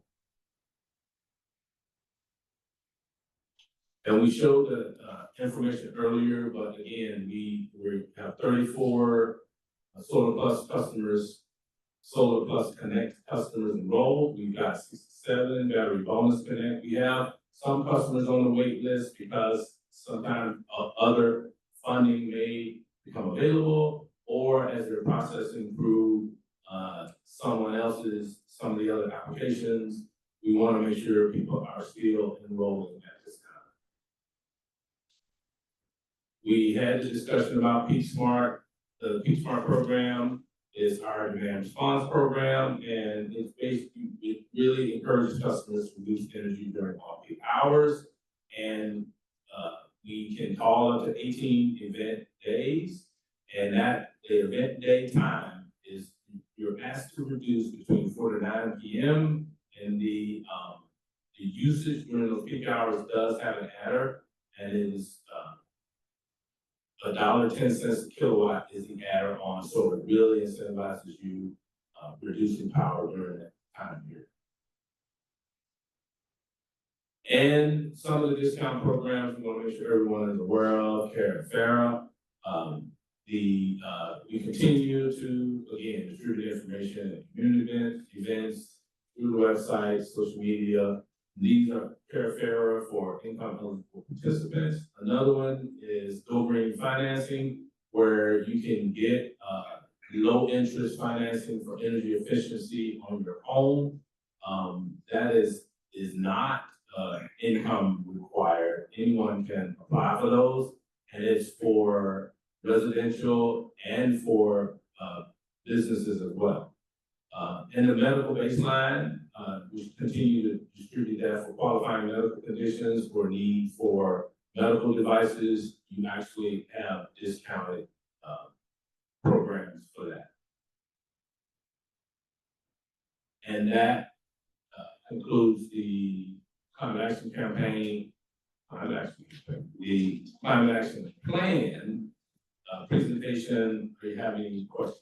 There's an additional slide past the question slide. The additional, yeah, Draft transportation goals, were you gonna?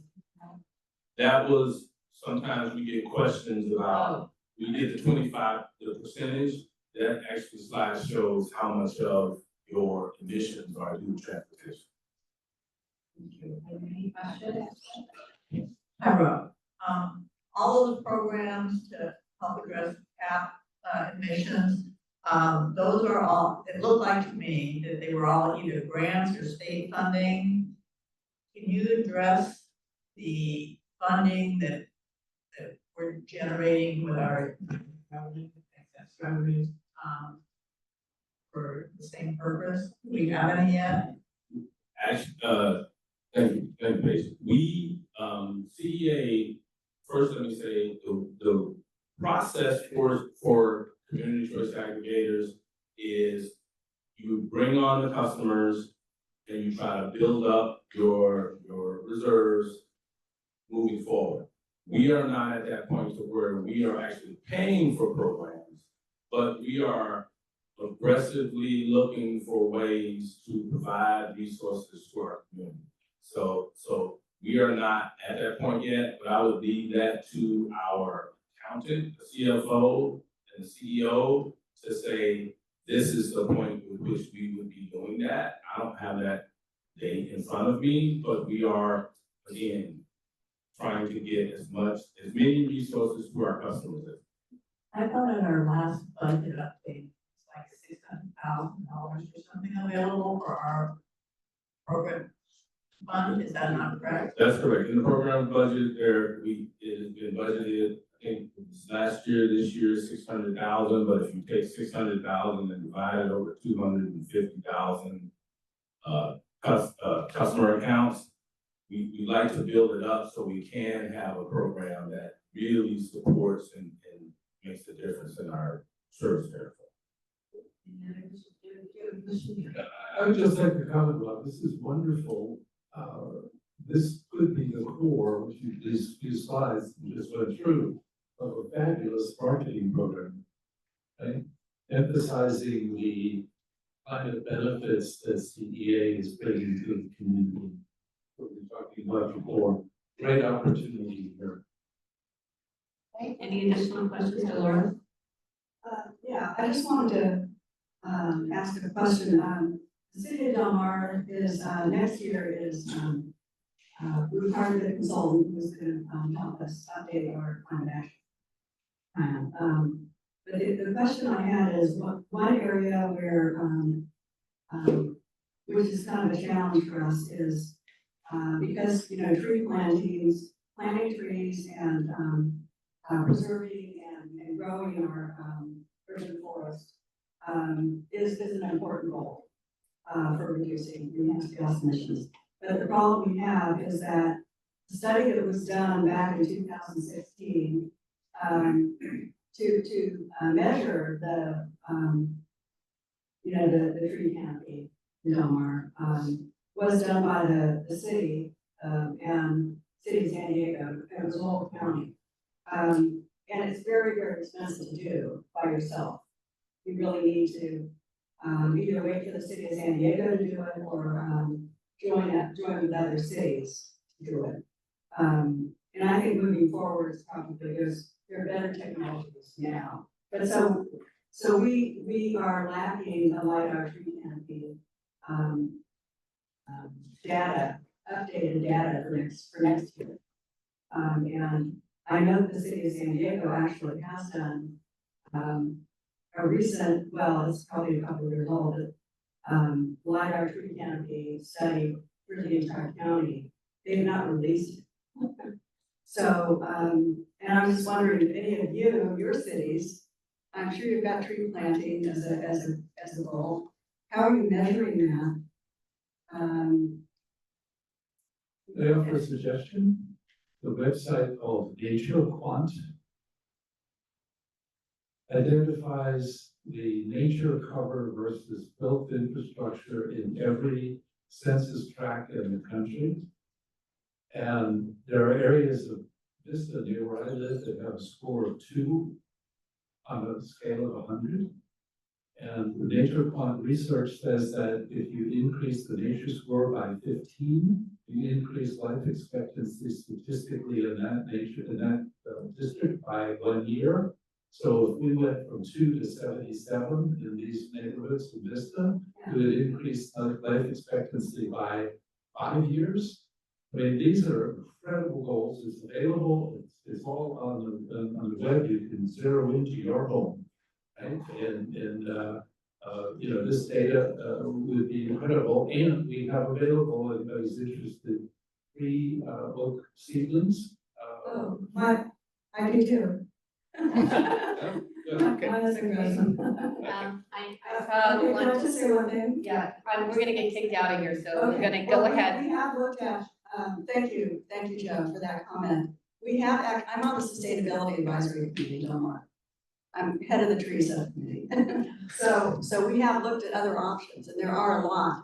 The Department of Forestry has all this data. The thing is, in many cases, it's the way they're measuring it is different.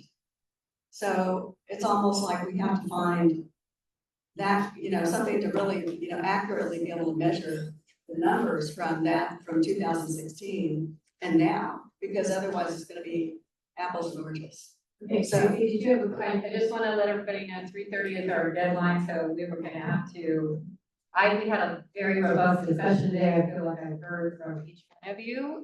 If you really have something to share, I would suggest you email Anna and she can send it out in a cumulative. Email her by noon tomorrow if you had something very pressing you want to share. She can get that out in an email and digital communication. Take your comment and then we'll be adjourning the meeting. Go ahead. Real quick, with response to your question, Laura, so we, the city of Escondido, engaged tree canopy monitoring and expansion project right now, so perhaps they could use. Do you think it was just us who did that?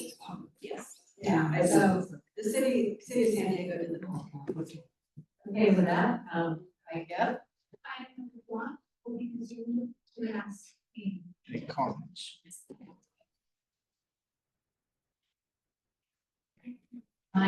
my words were, we would have on agenda, or agenda item for people would send you comments that they were gonna share. You could send them out, they send them by your email by noon tomorrow. You could send a digital copy because we're running out of time.